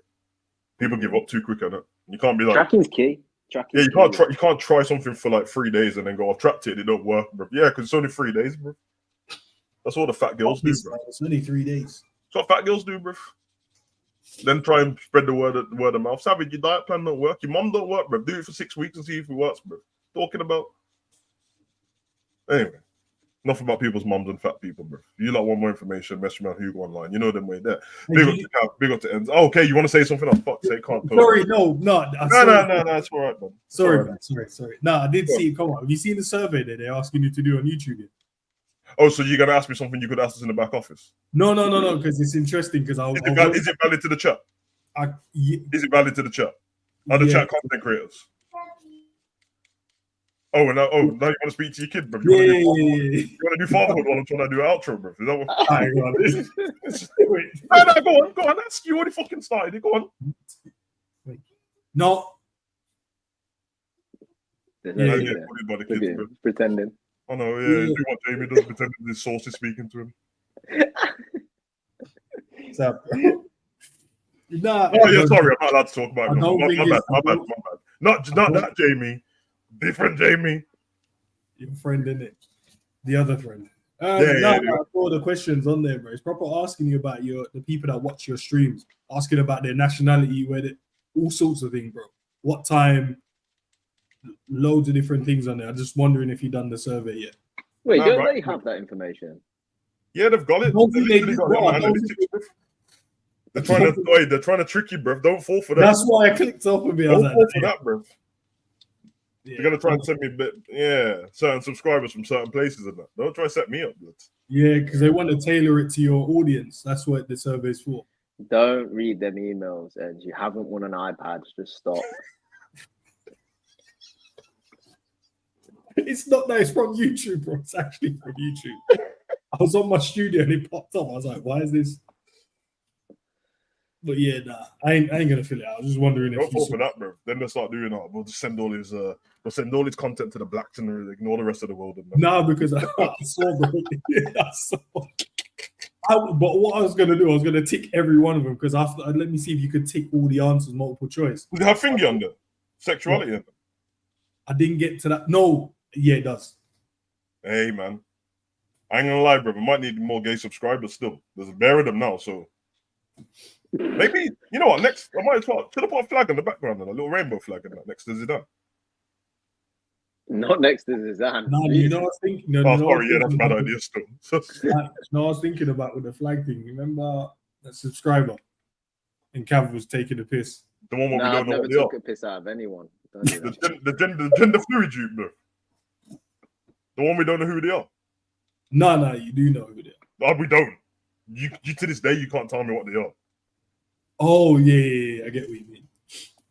Yeah, but Cav was taking a piss at that, bro. Are they still about? But I've not done a podcast in like 6 months. How could it be me taking the piss? Are they still about? I don't know, bro. I ain't seen. That was your biggest fan, bro.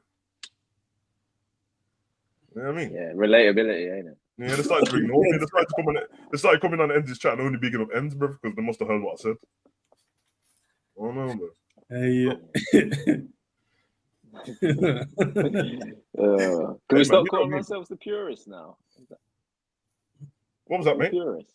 Are we the football Purists now? Is that what we're named after? Yeah, man, we're above everyone in it. You know what we're doing. Yeah, we're above everyone.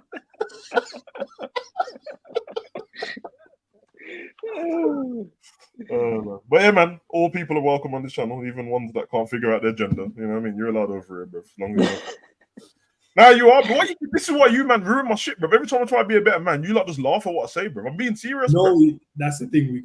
We shouldn't laugh too. Yeah, man, I'm trying to be a better person, bro. Because contrary to popular belief, bro, just because I say some mad shit, bro, I'm welcome to everyone, bro. Come over, man. Have a cup of tea and that. Mm-hmm. Not to my house, obviously. I don't want you anywhere near me. Don't touch me and that. But to the channel. You know what I mean? Through the screen and that. You know what I mean? You ever had a homeless man touch your hand, bro? That shit is violent, bro. I was watching a podcast on it. They said it could be an angel still. An angel who looks like that. No. God must hate them if that's... The guy said it could have been an angel still. The angel was a homeless, bro. So why did God... So God playing the trick on man, bro. Just put him on the planet to sit on the floor with big issues and that, bro. Just to see where your morals are at, innit? I know where my morals are. I ain't touching your nasty hands, bro. So, if you want some change in that, I'll put it on the floor and you can pick it up. You wouldn't even put it in man's hand? No, because I might touch his hand, bro. Could wash your hands after if you... Hey, you ever trying to wash off a... Hey, I ain't even gonna... Just forget it. Bro, stop speaking, man. That's a lot of germs, bro. You wait. That's a build-up of germs as well. Anyway. Are we going to talk about Enz's club's performance, or are we just going to do that in the back office? Wait, no. While we're on screen. Fuck that. No, don't end it, Sam. No, bro, I'm not ending it, bro. I'm doing the back thing what you do.